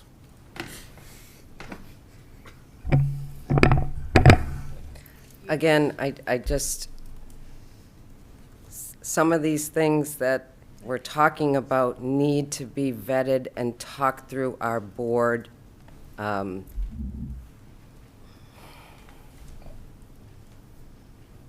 I ask you a clarifying question real quick? Isn't what we're discussing just starting the process to write the charter and initiate the process of starting this committee at this point? Isn't that what we amended the motion to?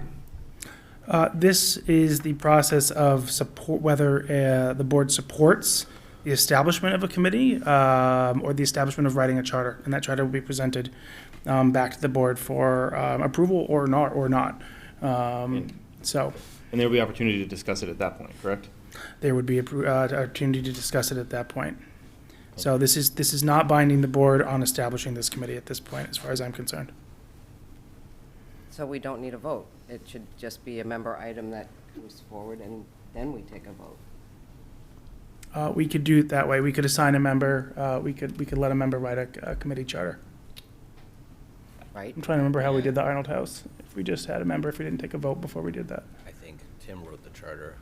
I did write the charter, and complimented how that great they was did, the. But what I'm getting at is for all of our committees, all of the select board committees, somebody writes or investigates the merits of it, we discuss it, we debate it, then we vote on it. I can't say yes to, if he wants to create it, go ahead, bring it as a member item, as an agenda item that we can actually discuss and vote on. And again, if I handled this improperly, I apologize. I was seeking approval from the members of the board to pursue this, and I thought that I was doing that in the correct way. If I'm not, I'm happy to table it and bring it forward with a charter at a future date. I'm happy to do that. I would accept as a member item if you wish to bring forward the committee with a proposed charter. And I'm happy to provide examples of what, you know, at least the Arnold House one looked like in the past, and we have other example ones as well. That would be wonderful on the 29th. And again, that's what I was seeking approval to do, is to explore those options. So if I misstepped in trying to vote for it now, I apologize. No, definitely, you know, understand that we're getting on board here. Yes. Rod, no, we've established the Finance Advisory Board's not going to participate in a select board matter at this point. Did you have any further items that you feel need to be addressed imminently this evening? I would like to set a special select board meeting on May 8th, 2025 for the purpose of setting the ballot for the override vote. I would ask. But then that doesn't, that doesn't do anything for the May 10th forum, right? I'm trying to make sure we have this for July 1st. I don't know how else to do it, so. So if you need a meeting on a specific date, you can send me that request and we'll look at the calendar. I believe, David, do you mind just letting us know what our next upcoming meeting dates are? 22 and 29. Right now, you have a meeting on the 22nd, the 29th, the 6th, and then potentially going all the way to the 27th. And I would also say that, yeah, you meet before town meeting prior to, so you could schedule, you know, an hour and a half before town meeting if you wanted to discuss any of these. Typically, just for the residents at home, those aren't televised. It's usually an organizing meeting for town meeting. Stoneham TV has multiple conflicts on town meeting days, so it's not that there's just some restrictions in terms of Stoneham TV's ability to record multiple rooms, especially when we're planning for overflow at town hall. But it is an open meeting.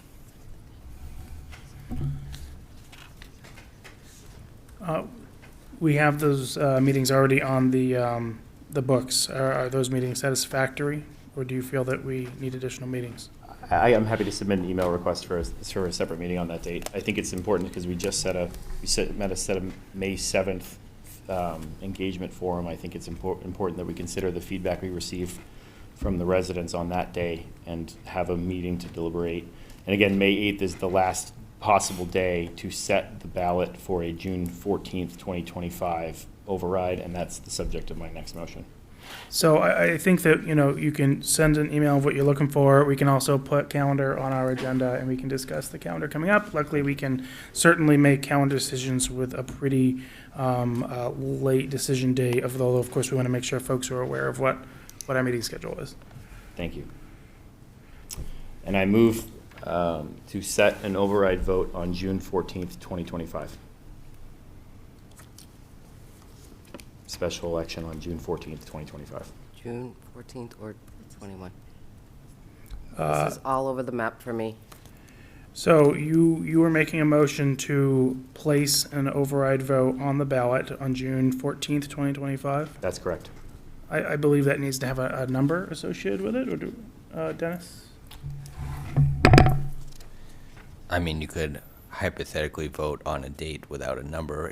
You can't, you have to notify Maria 35 days of the actual question, and the actual dollar amount doesn't prevent a motion being put on the floor to reserve the date or set a date. So, you know, I do feel like this is premature. We do not need to, you know, we have a determination to make as a board. If you have a second, you know, we will take a roll call vote on this. Is there a second on this motion to place an override vote on the ballot for June 14th? I'll second it.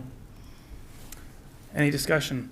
So yes, if I'm correct, Maria just said that if we set this date and we do some homework and get information 7 days prior and maybe a few more days, because we don't want you to print it and waste money, but at some point, we can pull this date off. But if we don't book these dates soon, then we've lost that chance. Is that correct? So what is 35 days from June 14th? May 8th. May 8th. Well, May 8th is 36 days. I wanted to give you some time. Yeah, so May 8th. So you really don't have to make this type of vote until May 8th if you're trying to stick a ballot, printing, advertising, notifying Maria until that date. So you're not losing anything by not voting tonight. You could table this vote to any one of the next meetings. And even at the public engagement sessions, you'd probably post those meetings as a meeting of the select board. The agenda could read something like participate engagement session, and then you could have an agenda item that said discuss override, next steps, blah, blah, blah, and you convene as part of that process. I think it's prudent that we voice our support for our teachers, our firefighters, our police officers, our DPW employees, and the rest of our town that is grappling with the drastic effect of these budget cuts. And just let them know now that people in our town are doing everything we can to try to save our town from these cuts.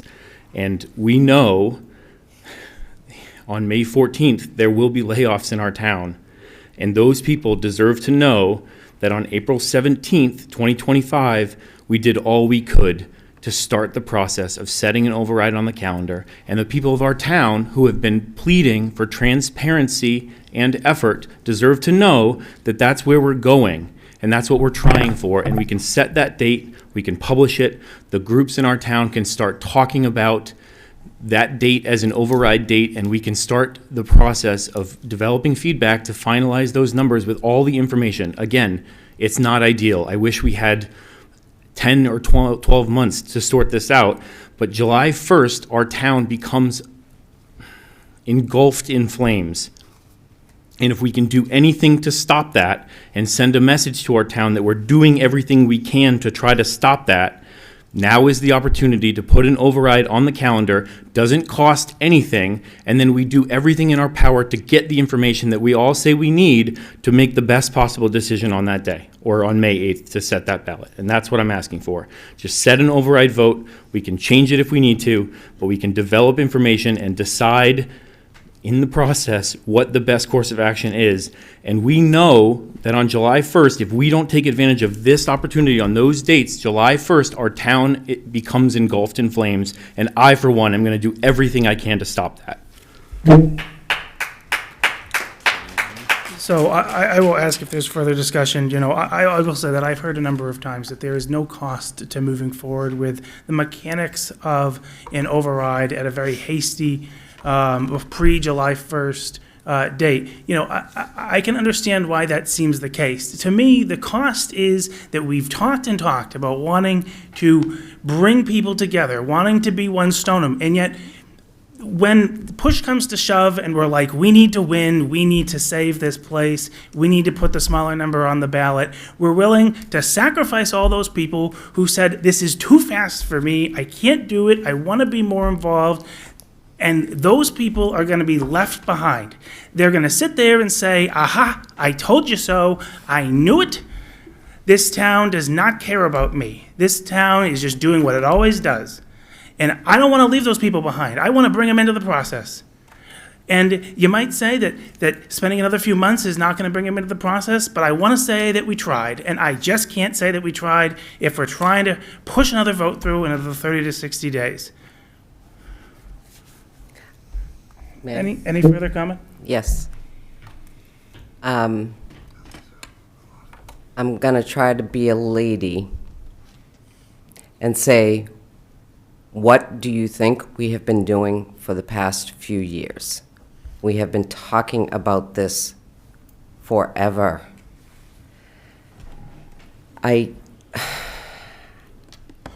This is too much for me. My stomach is in absolute knots right now, thinking that we are going to try and jam this down people's throats.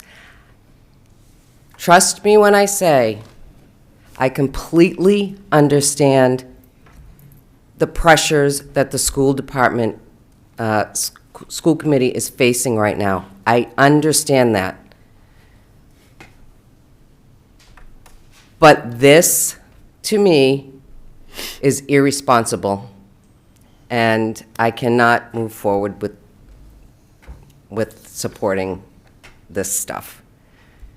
You've been, the group that was in front of us when we were having these discussions asked us to tell them what we needed. We told you, and it didn't pass. So now we go back to the drawing board and figure some things out. I just cannot do this. What we did And on- I understand the pressure and the importance and not laying off teachers. And again, I'd rather take the money out of the savings account, put it back later, and figure out what we're actually doing. 9, 6, 5, 8. What do you think that's telling the people at home? That we don't know what we're doing. And transparency, that is not transparent. I want to have the discussion to talk about what that figure should be. I want to have the discussion on whether or not, what time we put this ballot on. These are all things that we are put here to decide. And I will not be pressured to go down a path that I don't think is right for the select board. The number that people voted on April 1st potentially exposed people in our town to the average home in our town to almost $1,700 in tax increases. The number that we need to save every teacher job, every police officer, every fire department job in our town right now is less than $50 a month. I don't think a no to $14.6 million is a no to $4.6 million when we've demonstrated the need. And I'm begging you, just give us the opportunity to find out from our town if they'll do that. That's all I'm asking for. It's $13,000, and I can't imagine a better way to spend $13,000 of Stone's money that we've already found by getting rid of the stipends for this board than to find out what we can do to save our town now. And it's not a careful measure for 4 years from now with increased revenue and increased cost and all of the work that went into the 14.6 for a future forecast. This is the number that we need to not cut the services that are required for our town to continue to exist. And that is the huge difference, and that is the difference that I've heard from thousands of people in our town. And I don't know how else to say it clear, and I'm begging you. It's $13,000 to find out if we can save our town before July 1st, and I haven't heard anybody give a reason why we can't do that.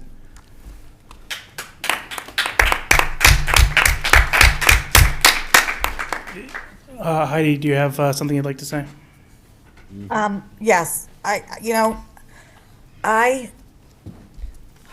Ramey said, this whole thing is, none of us are sleeping well based on this. But I also find it very ironic that when we had the conversation for the 14.7, right? We talked about the 9, we talked about the 12. Every person that was in that audience on that night were saying, quote, I implore you to go for the 14.7. And I've learned since then. Well, obviously you haven't, because you now want to do another one without getting the feedback from the people that are saying they want to be able to give us more feedback. You're now saying, no, I want to go for a lower number and just put it out there. It's not what I'm saying. Move forward, please. Jesus. Town needs action, not dithering with words.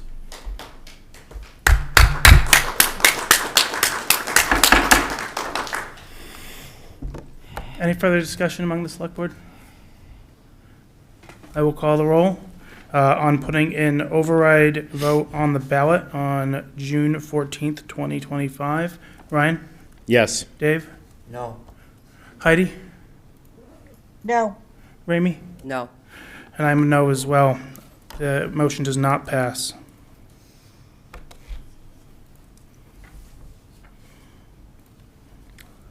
I'm going to call that the end of the discussion on this item.